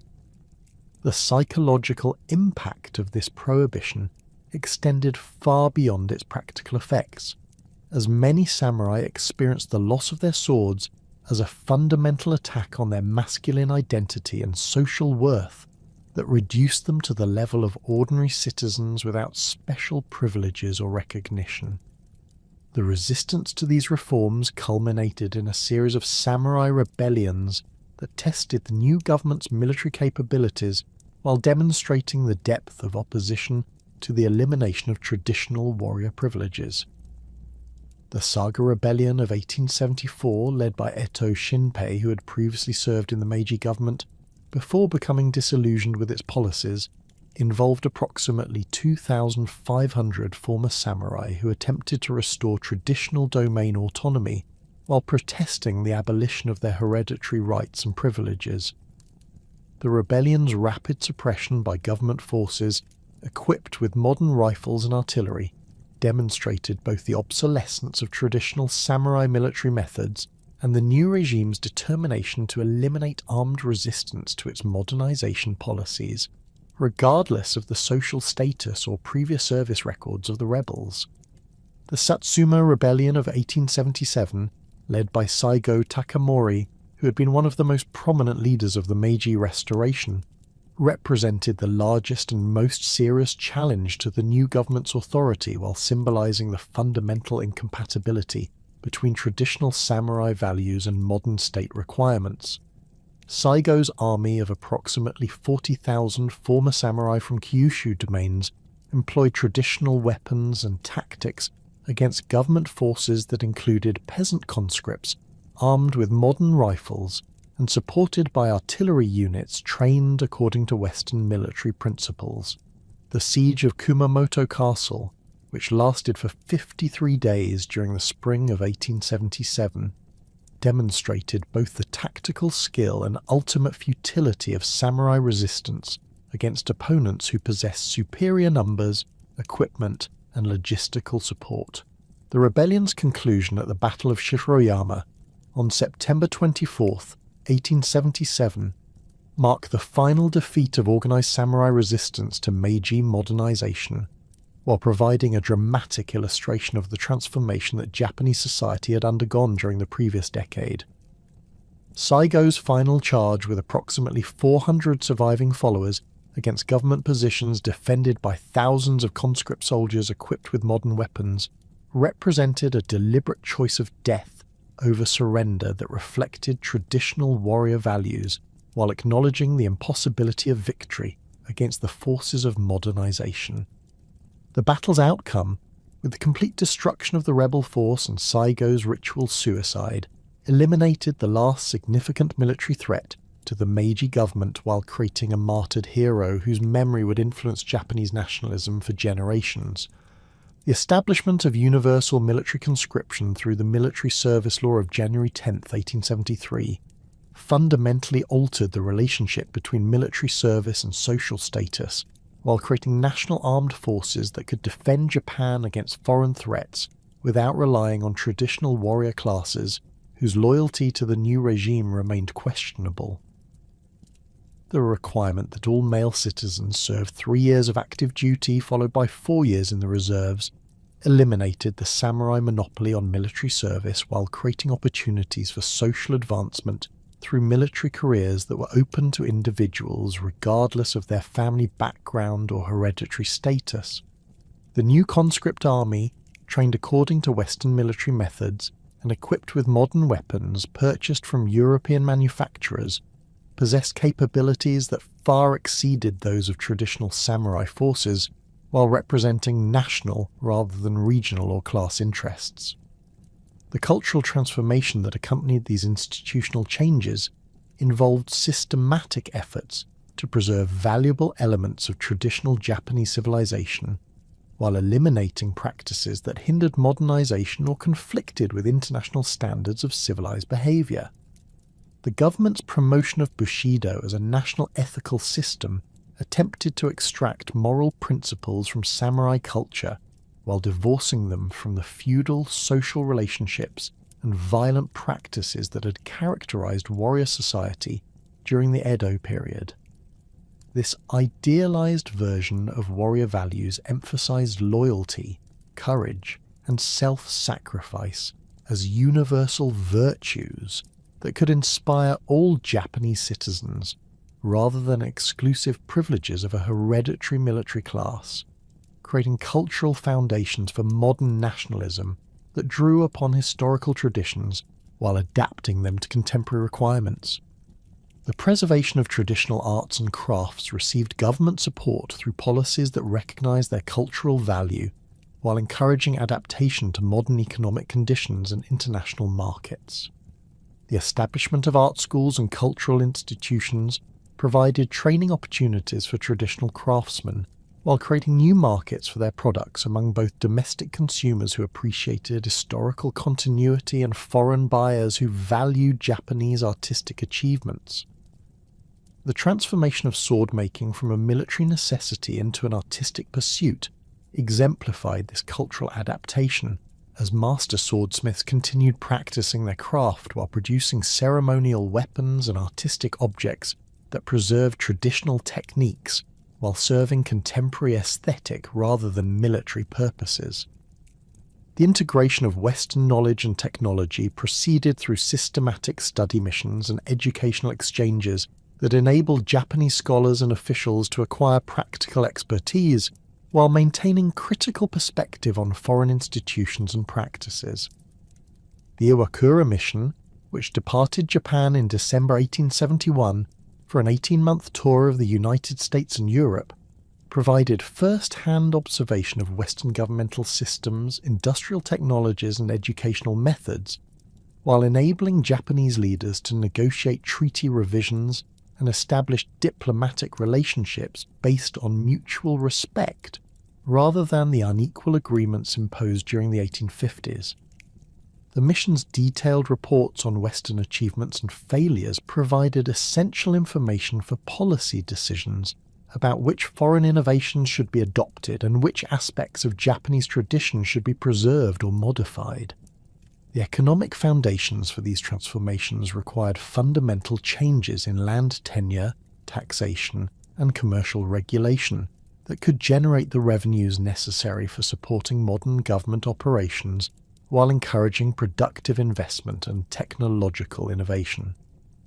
The land tax reform of 1873 replaced the traditional rice tax with monetary payments based on assessed land values, creating predictable government revenues while enabling farmers to make independent decisions about crop selection and agricultural methods based on market conditions rather than tax requirements. The establishment of modern banking systems, stock exchanges, and commercial law provided institutional frameworks for capital formation and business development, while protecting property rights and contractual relationships according to international standards. The social implications of these economic changes extended far beyond immediate financial considerations to influence family relationships, community structures, and individual opportunities in ways that fundamentally altered Japanese society while preserving essential cultural continuities. The elimination of hereditary occupational restrictions enabled individuals to pursue careers based on personal ability and interest rather than family tradition, creating unprecedented social mobility while generating anxiety among groups whose status had depended on traditional hierarchical arrangements. The emergence of new professional and commercial elites drawn from diverse social backgrounds created alternative sources of leadership and influence, while challenging established patterns of deference and authority that had characterized feudal society. The educational system that emerged during this period reflected both practical requirements for training citizens capable of participating effectively in modern society and cultural commitments to preserving Japanese identity while acquiring universal knowledge and skills.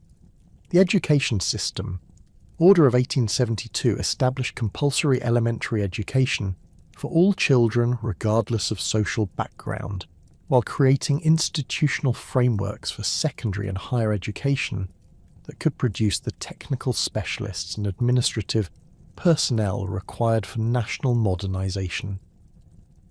The curriculum combined basic literacy and numerical skills with moral instruction based on traditional Japanese values, creating educational experiences that prepared students for contemporary challenges while maintaining cultural continuity with historical traditions.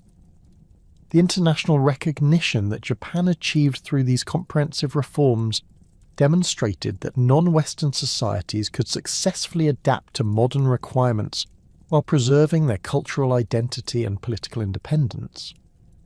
The revision of unequal treaties that had been imposed during the 1850s required decades of patient negotiation and demonstration of Japan's commitment to international legal standards, but the eventual achievement of tariff autonomy and elimination of extraterritoriality marked Japan's acceptance as an equal member of the international community. This diplomatic success provided validation for the Meiji modernization strategy, while establishing precedents that would influence other Asian societies seeking to maintain independence, while adapting to Western-dominated international systems. The completion of Japan's feudal transformation by 1871 marked the end of a political and social system that had governed the archipelago for nearly 7 centuries, while creating foundations for the modern nation-state that would emerge as a major world power within a single generation. The systematic dismantling of feudal institutions, the transformation of traditional social classes, and the preservation of valuable cultural elements within modern frameworks demonstrated both the possibility of successful modernization without complete cultural surrender and the enormous costs that such transformation required from individuals and communities whose lives were fundamentally altered by forces beyond their control. The Meiji Restoration's achievement in creating effective modern government while maintaining Japanese independence provided a model for other societies facing similar challenges, while the human costs of this transformation served as reminders that historical progress often requires sacrifice from those who experience its immediate effects. The legacy of Japanese feudalism lived on not in its institutional forms, which had been systematically eliminated, but in the cultural values, aesthetic traditions, and social relationships that continued to influence Japanese civilization long after the formal abolition of warrior rule and the establishment of modern governmental systems based on constitutional monarchy and bureaucratic administration.